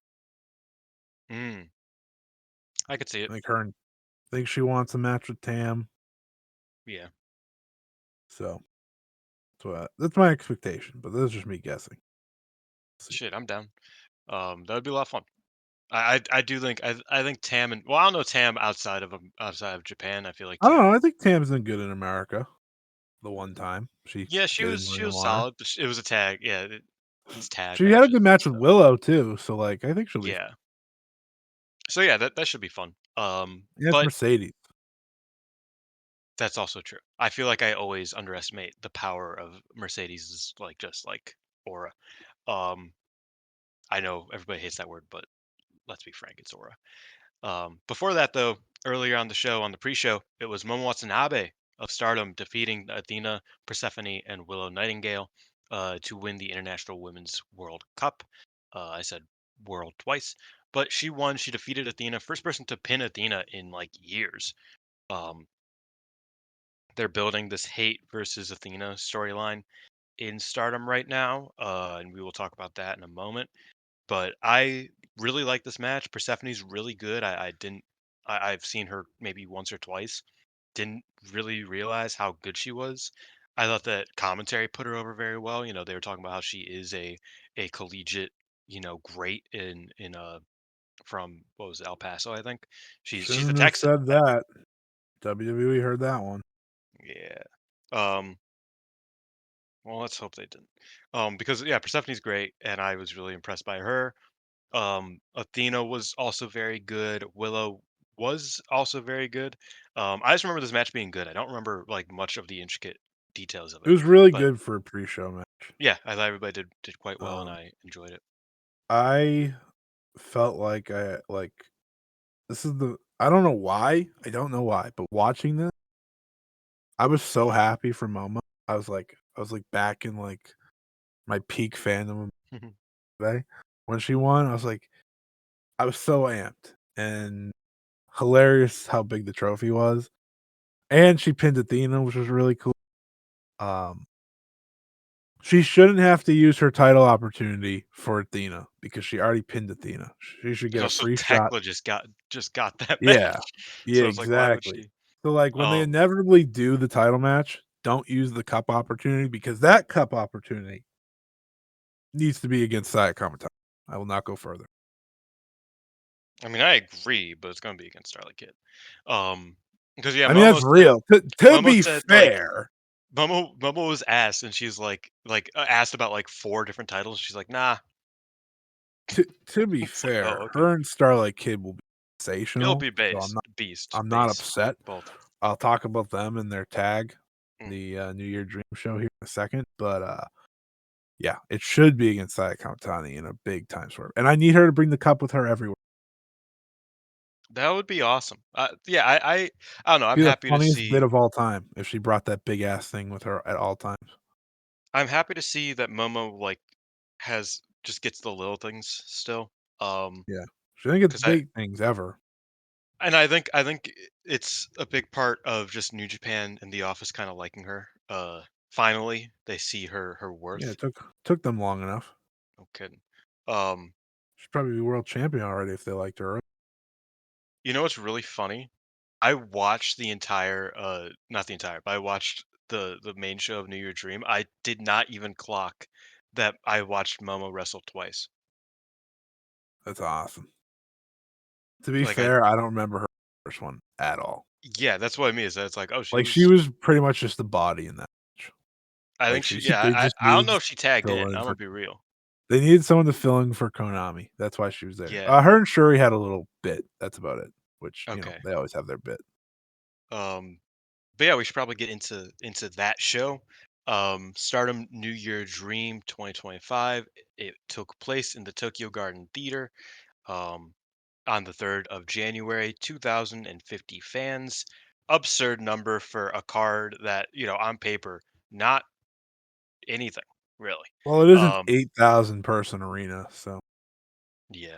I mean, the venue looked nice. yeah.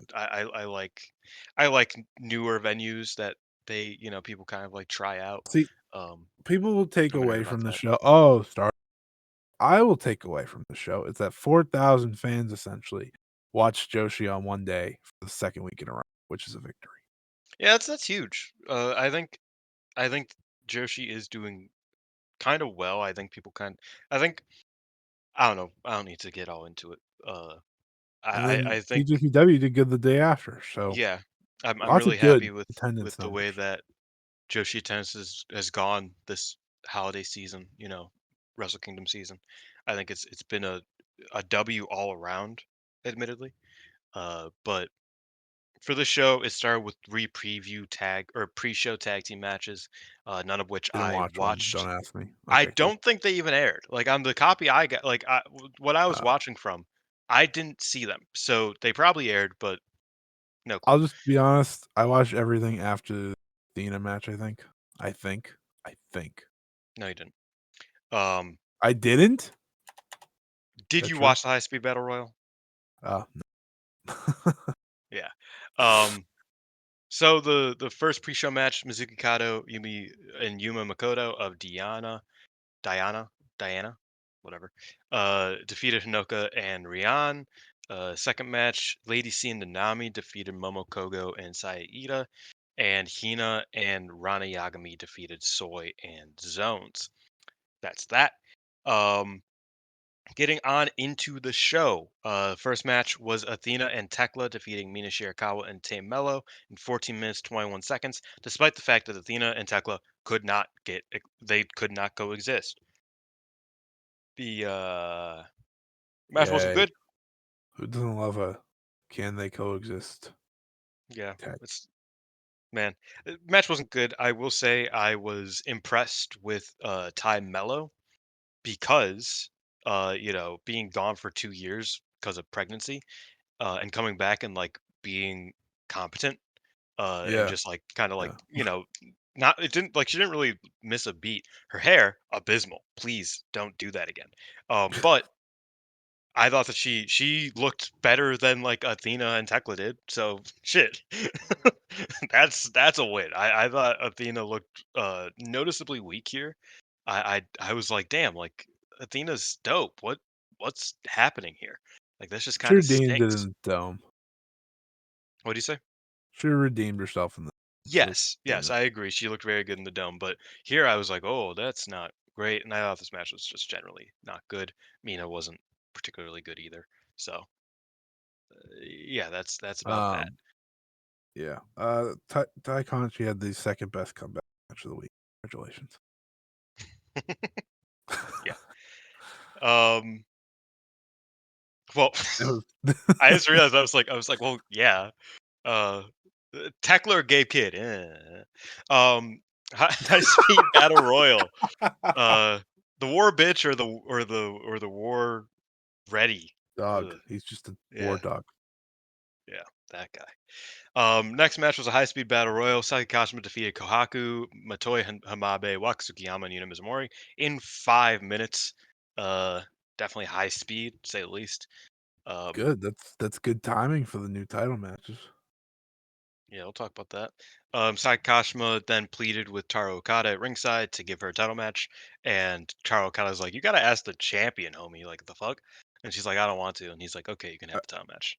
I think it's pretty silly that this wasn't just for a title match. Yeah. Like, what's the point of having it if you're not gonna have it? It was, but yeah, they just didn't say it. In kayfabe, she had to beg to get a title match. She won a high speed battle royal. That to me, that's a title match or whatever it was. High speed, whatever the fuck. Whatever. Move on. Bazinga bazinga. The next match, Rina and Ruaka defeated Hanan and Minami when Ruaka defeated Hanan with the freezer bomb. Yeah, she got her with the freezer.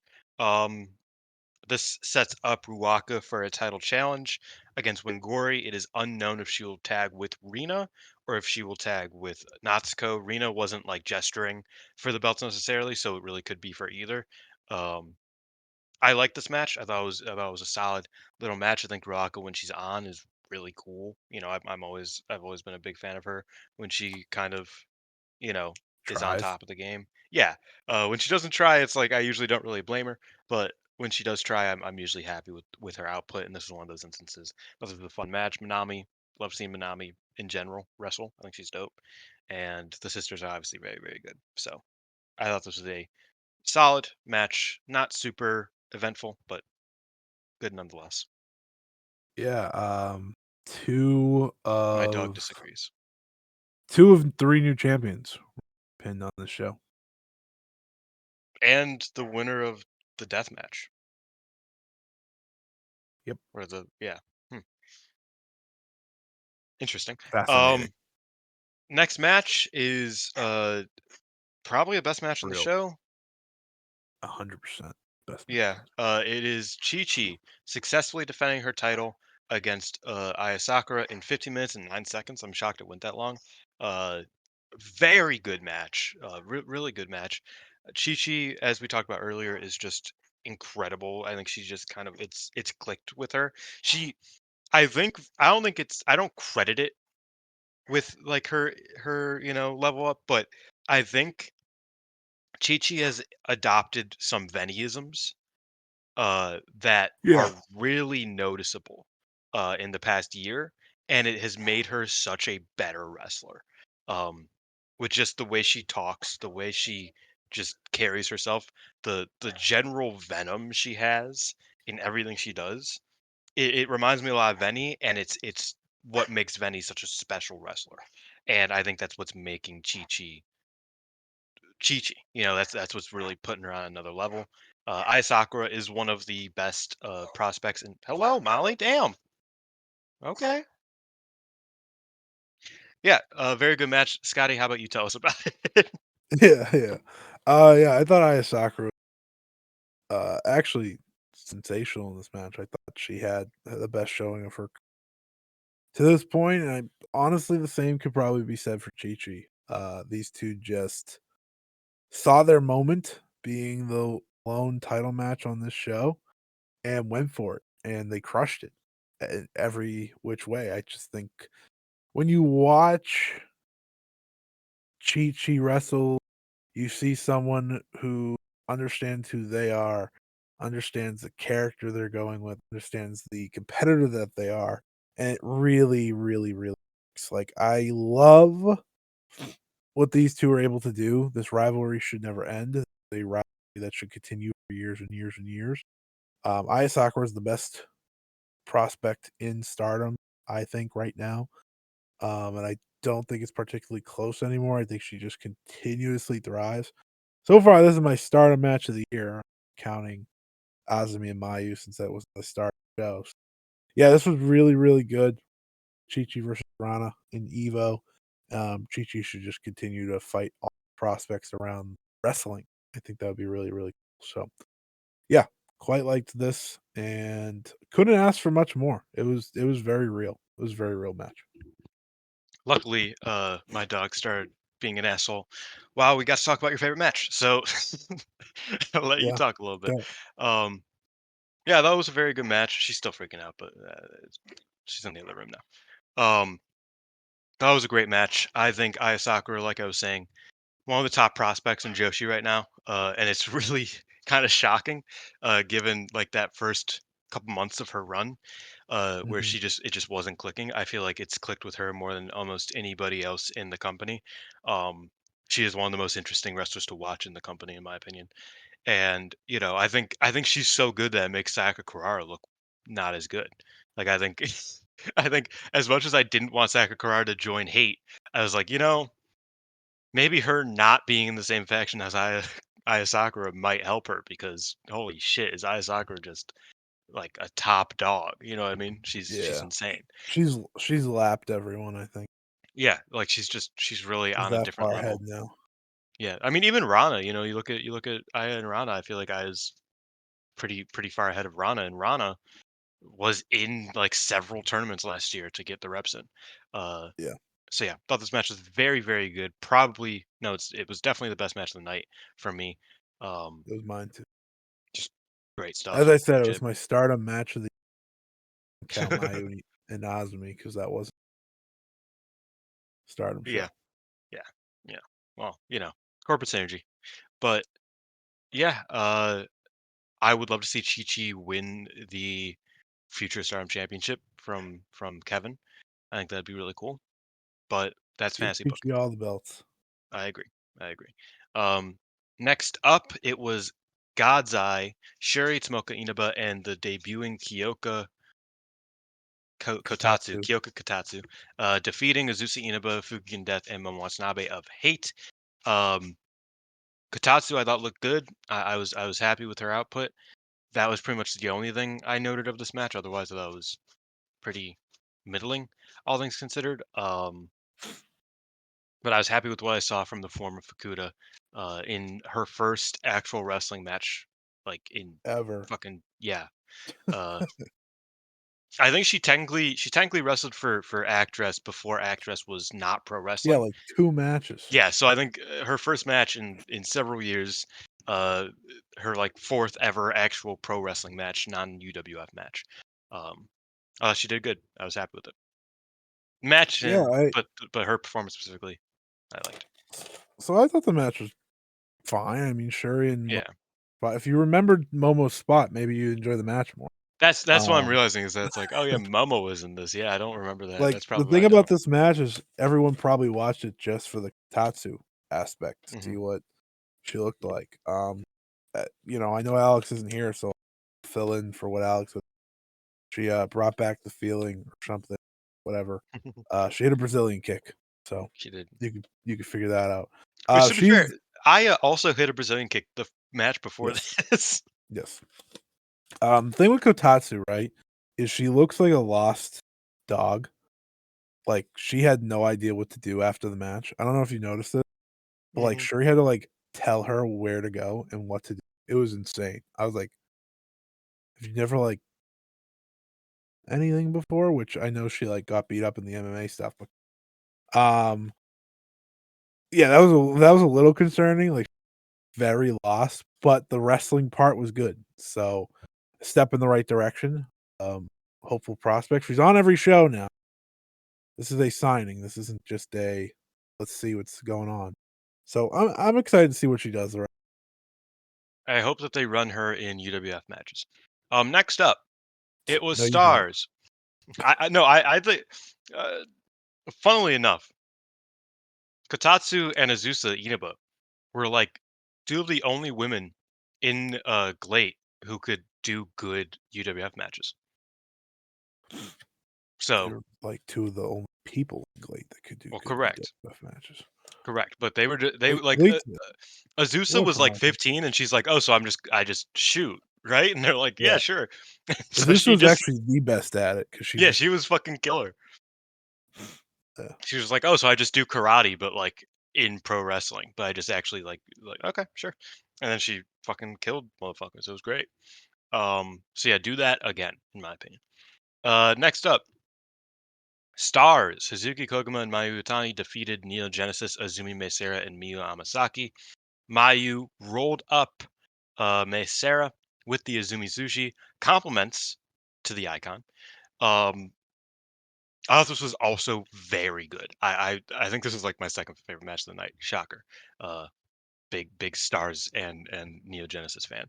I feel like everybody just kind of like everybody did a little bit more than they usually do. You know, just a little bit, just an extra, tad bit more than they usually do on the average house show tag, and I appreciate it a lot. I think when Mayu is trying in these big trios matches, it usually means that the trios match is very good, and I thought that's what was happening here. Hazuki was beating the fuck out of Miyu. Koguma and Miyu did the bear stuff, and I appreciate that. I just really love this match. That was a lot of fun, and you know, these are my teams effectively, so it's not a shocker that this was the match I wanted to see. Um, STC is great together. I feel like I have to say that every time I see them, that it's just like I'm always impressed, and I always enjoy the enjoyment they get out of just beating the fuck out of people. Mayu Utani is the greatest of all time. That's all I gotta say. When That's he's right, all I he's got. right. Literally all I Um, have to say about this match. There's just no one better. oh yeah, after the Wrestle Kingdom match, Azumi did tease joining Stars, which was interesting.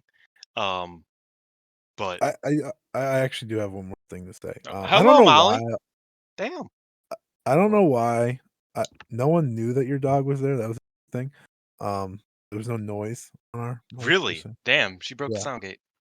yeah. You sit with Pretty me. crazy. You sit with me, Molly. Come on. Uh, there's nothing I could say other than I don't know why I watch any other wrestling besides Mayu and Seri at this point, but I do. I think it gives me an even greater appreciation for their matches, specifically Mayu when she is trying and on her game because I just don't think there's anyone on the planet that touches her. Sorry, many Omega fans that be mad at me for saying that. I love I love because I listen to Ring Post Radio, obviously, and it's very funny that like your scale of like if you're praising Mayu, you got shit on Kenny. If you're praising Kenny, you got shit on Osprey. If you're praising Osprey, MJF, I don't know, like it kind of falls Yeah, off from I there. mean, I shit on MJF anyways. Exactly, that's what I Yeah, was gonna like say. I was to like, be fair, I'm not shitting on Kenny. I just think no, Mayu's I the know, greatest of all time. So it's like I agree. I gotta battle the other person that's consistent all the greatest of all time these days. Like I think honestly, like to me, they're in the realm together, obviously, but Hmm. Mayu's just Maya just makes things look so easy. But yeah, this was really fun and more Neo Genesis versus Star. Please, please, I beg of you, we need this. Like I'm really scared that now that the Azumi match is done, that there's gonna like not do this anymore, not and do it. they're gonna run them against everybody else. And I was like, no, that was the one thing. They're gonna run them against hate. Yeah. Speaking of I mean, hate, I hated this next match. That's what Hanan was campaigning for. I was like, "Will you shut the fuck up? Like, why are you saying that?" She's like, "Why are we not This is what involved with the hate storyline?" And it's like, because you're too good. Stop. Don't. I always got a good like hate line to come in this next match. You just cut out whatever your hate line was. That was really funny. Okay. All right. Well, I hated this next match. There you go. I didn't. Next match, Cosmic Angels, Natsupoi Seriano, and Sakura defeated Dumb Matsumoto, Natsukatora, and Zap in 6 minutes 56 seconds. I thought this was fine. I thought it I'm was just a tired of fine seeing dump it match. every month. I agree. And Tora getting pinned was like So stupid. funny. So funny. Um, I will say I realized that that Tomoka Watanabe quit Marvelous just because she was like, wait, I can just get paid as that like all the time. Like why am I working at this dojo?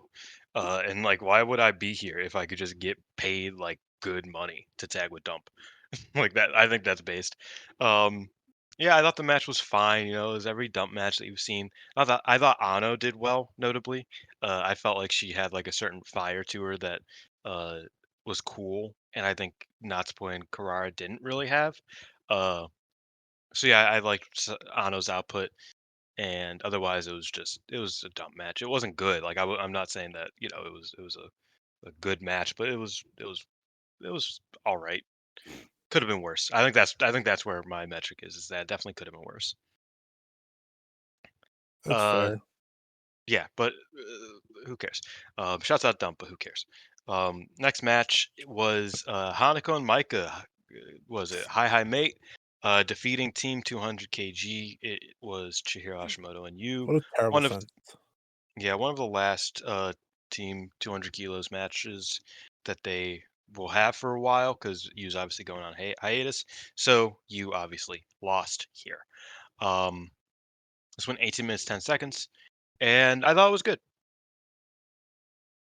I Yeah. saw a lot of people really like hyping it up, and I did like the Micah Hashimoto exchanges a decent amount, but you know, I didn't think it was anything too special, especially as somebody who's watched a lot of Team 200 kilograms over the past year. Um, I thought This it was a is pretty like my take solid on this is match. like this is their standard match. Yeah, Like, you know, this is their low. I don't know. Let me rephrase. This is not their low point, but this is like okay, if they're gonna have a good match, this is what if they're gonna this have is a their great baseline. match. This is what this is what you should Yeah, expect from it, at least. Yeah. their baseline is just better than most teams. So it's Yeah. like unfair. Like I thought Micah and Hashimoto stuff was great. Hmm. Um, as someone who's not a big fan of Hanako, I thought she looked fine, which was a good thing, based on her Chihiro Hashimoto. So yeah, you getting pinned was sad because I remembered that you was leaving wrestling for a Yeah. while. So I'm more upset about that. But Mike and Haas should have the singles. That was my takeaway. They This should is stop acting like they want to and just do it. But it'll be this was the very match funny for the when they never. brokenhearted. Yeah, it'll be very funny when they never leave because like Micah can't lose. Haas Micah could can't lose. so lose. That's the thing. Like just beat her, man. Who cares? Um, They do yeah, new probably. Micah gear. Also, new Micah gear. Like it. I like the new Micah gear better than the old gear, so I'm happy. I found it Um, funny she debuted new at this show. yeah, instead of the last one. Yep. That's Micah. Um, next match was Tam Ugh, Nakano defeating Unagi Sayaka in a name versus career match that went stupid. 17 minutes. It was the delicious or special I don't Super fucking know. delicious. I think The super delicious singles match. Um, it was a match that happened. I thought it was again fine.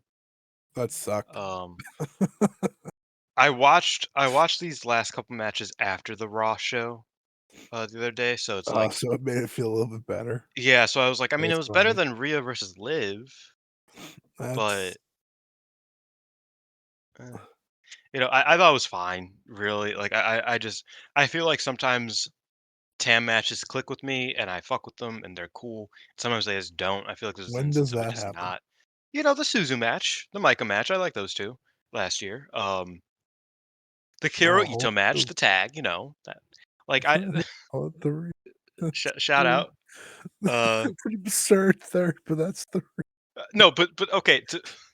And her 5-star last year I was was gonna say very she had a good. good 5-star, but Yeah, you I can't like reference I like pretty all much of every those. match. Yeah, I It liked was every great match because for she a never 5-star. won.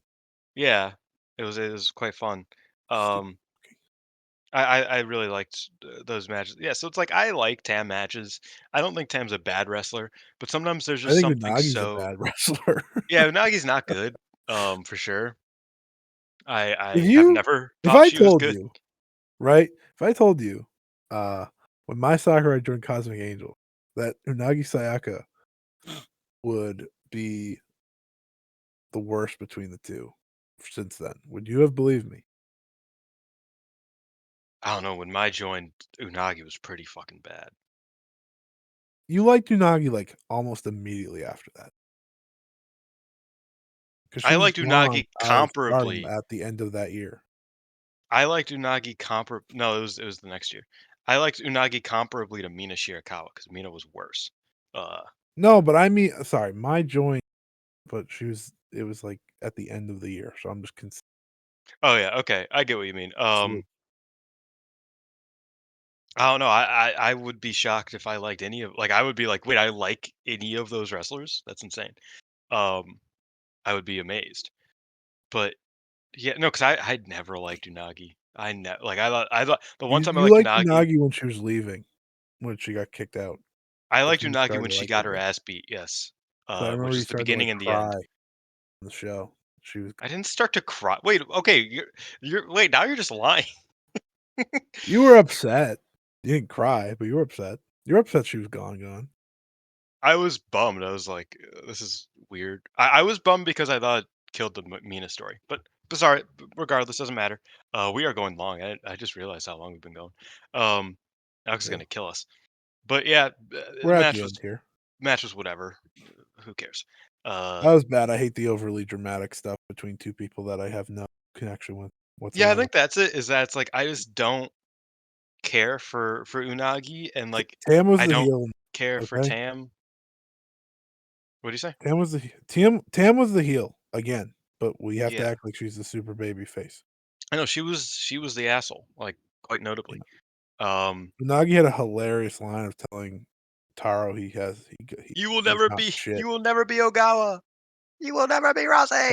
That was fucking hilarious. I was like, "Lost can never return to Stardom." I was like, And then mere days later, Taro Okada's like, "Hey, I need to get in on this picture. Give me a second, hold on."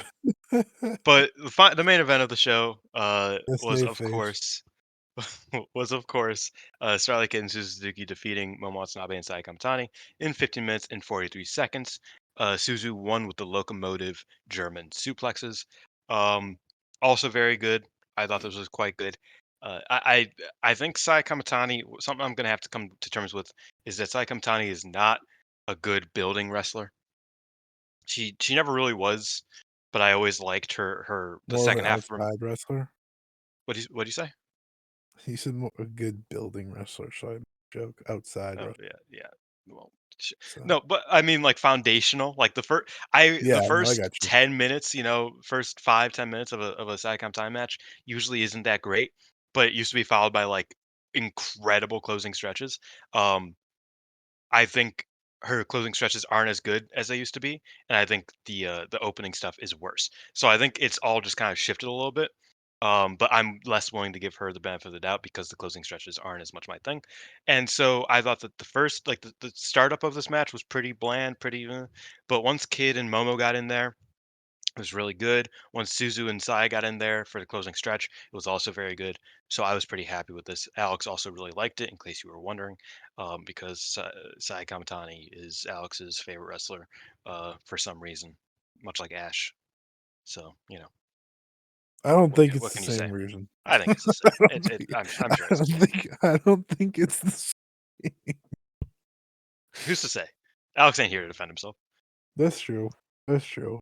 Starlight Kid's going to be of Stardom MVP, yeah. at to give away one of the predictions that I have for a video, she's gonna be the MVP, and I don't think it's gonna be very close. I mean, She's depends on what it's not. Hazuki does. Hazuki's not gonna have a championship match every pay-per-view. That's true. Done. There you go. Like, it's just not gonna happen. So it's gonna be Starlight Kid. Starlight Kid's on another level right now that I didn't know she had, Me neither. and her and Momo were fantastic in this match. I thought Suzu actually did look good, which Mhm. was nice. I thought her and Saya had enough. Looking forward to what their title match looks like. I just think it's wild that Suzu was the last defense for Tam and is now going back at it. You know, like she was Tam's last successful defense, and now she's going to be Saya's first. It is so funny that Tam beat Micah Well, that too. That is very funny. in V1. Um, No, because I was just thinking it's like, oh yeah, who's Tam's V1? I was like, oh yeah. um, because yeah, no, I agree. I think Suzu jumping up to get beat down is kind of a shame. that was a Again, shame. because we're always here. It feels like. Also, the Um, people being mean to Suzu, hate fucking you. eat shit. I hate you. Um, Disrespectful. Suzu rock. yeah, she before the like it became like a big thing on Twitter. Suzu posted on her Instagram that she drank a bunch of wine and then started ranting about assholes on the internet, and I thought that was based. Um, Shout out Suzu Suzuki forever. But yeah, I thought this match was very good. I'm excited for Suzu versus Sai Kamatani, tentatively. Um, I I think love that was a good Suzu's match. I love Suzu's big match style. You know, I really do. I think that she's a great main event wrestler, and I'm hoping that can kind of. I think her and Saya should blend well because they had a good match in the 5 star. So I'm hoping for the best there. But yeah, that's that show. I thought it was a solid show. Um, a pretty consistent show. I didn't think anything was like If you don't too treat it as terrible. a pay-per-view, it's a good show. Yeah, I felt like it was like a slightly higher end. Not even it was a good house show. I would say in a big venue. That's what If that this felt was a like. Cork, and it would have been understandable, you know? Yeah, no, I could see that. As for this coming weekend, we have a few shows. Where are these shows? That is a good question. Um, there are two in Sakai, and then there's one in Korakuen Hall. So the first part of the two-part uh, Sakai shows is on January 11th. It will see Hazuki in the first match. It'll see. Oh wait, no, I'm reading this. I hate. Oh, I hate how this website does this. Um, wait, what is these matches are in no order because I cannot No, tell there's you. no Like order whatsoever. um, there is Just read them a in. okay. There's a match that appears to be it's Suzuki Ida and Momokogo taking on Yuna Mizumori, Aya Sakura, and Saka Karara. Um, and I should That's a probably tournament match, by the yeah, way. I was gonna say, is this a tournament match or because it's not Yeah, translating yeah, well. it's an Artist of Stardom Tournament Challenger first tournament round match. first round match. Okay. Um, Next up is a Second is it one. yeah is also this isn't translating well. I'm getting Hina, Lady stir C, I got it. Hina, Nanayagami. Lady C, and Rana Yagami taking on Natsuko, Rina, and Fukigen Death. Um, Next up is a three-way battle. It is Suri Ano versus Wakasukiyama versus Motoi Hamabe. After that, it is an 8-person tag team match. It is Shuri Sakashima, Tomoki Inaba, and Kotatsu taking on Starlight Kid, Mei Sarah, Suzu Suzuki, and Miyu Amasaki. That And should be then fun. there's I do like that. Yeah. I mean those are good wrestlers. I think May and Saki can have some fun as a preview. And then everybody else kind of sound I'm interested to see how Kotatsu kind of meshes here with Yeah. good wrestlers. Then there's also presumably the main event. It is Tam Nakano and Natsupoi taking on This won't be the main event. wait, yeah. I thought that was Ruaka and Rina, but that Azusa. was like Rina's up there. Yeah, it's No. Ruaka and Azusa. And I realized I was like, wait, that's Ruaka. Yeah, no. Oh, wait, I forgot. There's this match, which is probably the main event. It is Athena, Hanan, and Koguma taking on Saya Kamatani, Momo, and Tekla. Yeah, that's your main event. Athena. That's how it Athena. translates to Athena. And I like that. I love how Athena is just teaming with stars now by default because it's like I don't know who the fuck you're gonna team with. Um, She had a glow up of tag part. yeah. Then on the 12th, also in Sakai, I'm probably saying that wrong. There is the winner of those two matches. So the winner of Hazuki Ida and Momokogo taking on the winner of, or that's who I'm presuming to be the winner. The winner of Hazuki Ida and uh, Komomo, and Yuna, Aya, and Sayaka will take on the winner of Hina, Lady C, and Rana, and Natsuko, Rina, and Fukigen Death. I expect. I think Hate probably wins. Wait, no, Fukigen. Uh, what do you think? Doesn't matter. They're Yeah, like they probably they're do Cosmic absurd Angels, teams. Cosmic Angels. That would be the best match. Yeah, and it would I also be was a the one that beast. has like the most interesting.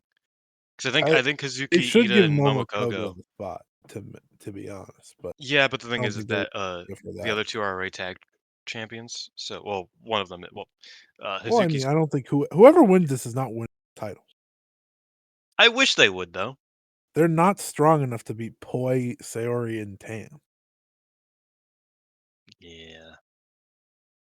Next match is the ROH Women's World Championship preliminary match. It is Athena's team versus Tekla's team. There Yep, are that's it. there are no. Oh, that's all of these. Okay, and then there's also the high speed preliminary match. It is Meisera's team versus Takashma's team. Yep, and And there then is a non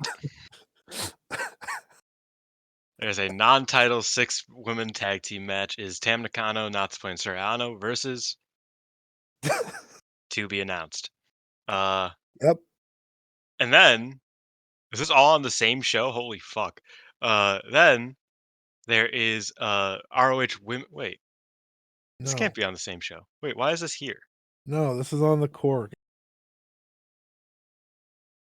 Okay, then on the Korakuen, there is on the 13th. There is Athena versus Tekla. She's defending the Ring of Honor Women's Championship. Um, I hope Tekla has Athena, the best match of her. yeah, I think Tekla should win I and think, not well, come yeah, back. I think that'd be very funny. I think she should have the best match of her career. Tony Khan might assume things, um, and he can sign her. Inshallah, my brother. God willing.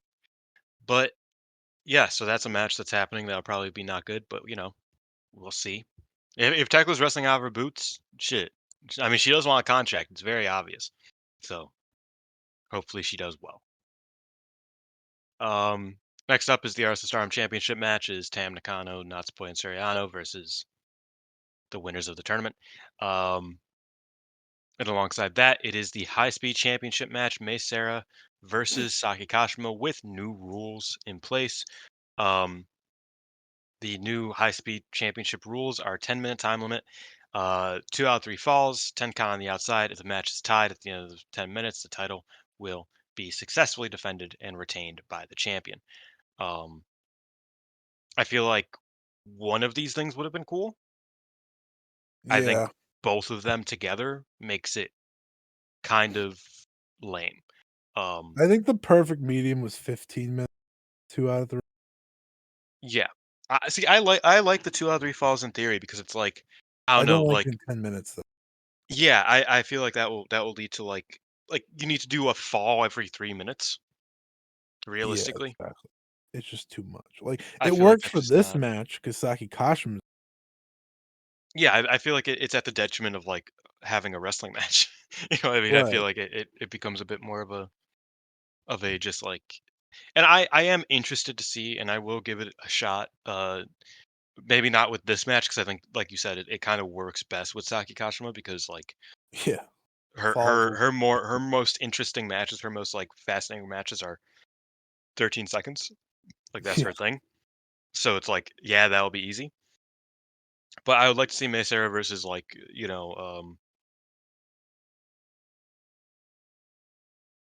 there are no high speed wrestlers in this company. Um, but I don't know. I'm interested to see like what this can like look like in just like a wrestling sense.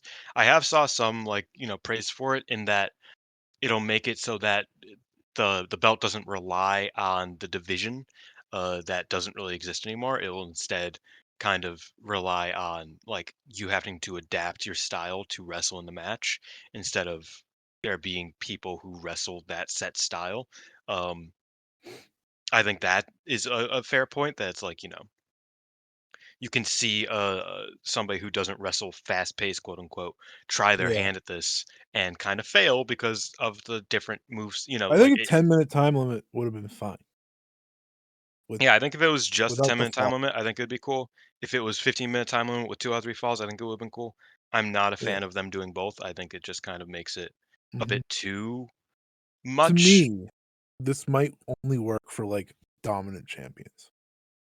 So, Yeah, I like, think it'd be fun. say Mei Sarah just starts winning every match with 2 falls and doesn't ever get pinned. Like, that could be, like, a crazy sick way to, like, build up a champion. Um, but, yeah, I think there's, like, a lack of it's one or the other for me. Yeah. But I'm interested to see how it goes for a few defenses. Just the I mean, I think it'll work very well with Saki. Mhm. Um, so it's a matter of how will it look post. I mean, this could lead to Sai Kashma's 3rd championship reign with the high speed belt. Um, Great. because I feel like this style, like this, it makes sense for her. Um, It'd be very funny if she just won every match in like a minute. Yeah, like I feel like it would make sense for her to start to win this belt and then, have 3-minute Yeah, matches, 2 out of 3 yeah. falls sort of thing, you know what I mean? Um, I don't mind a way to make it high speed in theory, like just not mhm, assume. It's just it's a lot in very little time. So, yeah. So, and I like 2 out of 3 falls matches or titles. Like I was because always been a fan with of that theory, but with the 10 minutes, it's like the Cinderella, right? Like you watch them mhm. wrestle a faster pace, and that like that's what I'm thinking with the 10 minutes. Like that would be great, but it's You have to do 3 minutes and you have intermission, to do 3 right? matches in 10 minutes, and I just don't think that's like Yeah, it's WWE that's speed. which has resulted in some good matches. Me and Alex have talked about that before. The only way I get to watch Xavier Woods wrestle. So, shit. Um, but yeah, that's the show, I believe. I mean, we went over. Alex is going to hate us for having to edit all this, but I had a Good. fun time. Thank you, Scotty, for joining. Give us your plugs, if you will.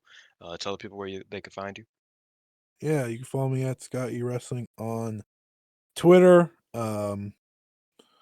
I recommend you subscribe to my YouTube channel, youtube.com/ at Scott E Wrestling. The 5-star Joshi Awards are up there now. I'll have my podcast episodes up there moving forward as well in the new year.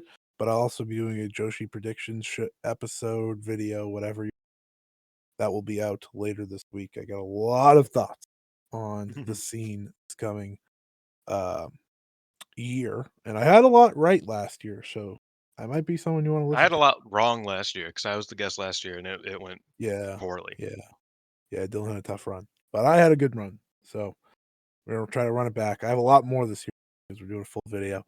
But yeah, those are the things to check out. Thank you for listening. Thank you for having me, Dylan, and I will stop talking.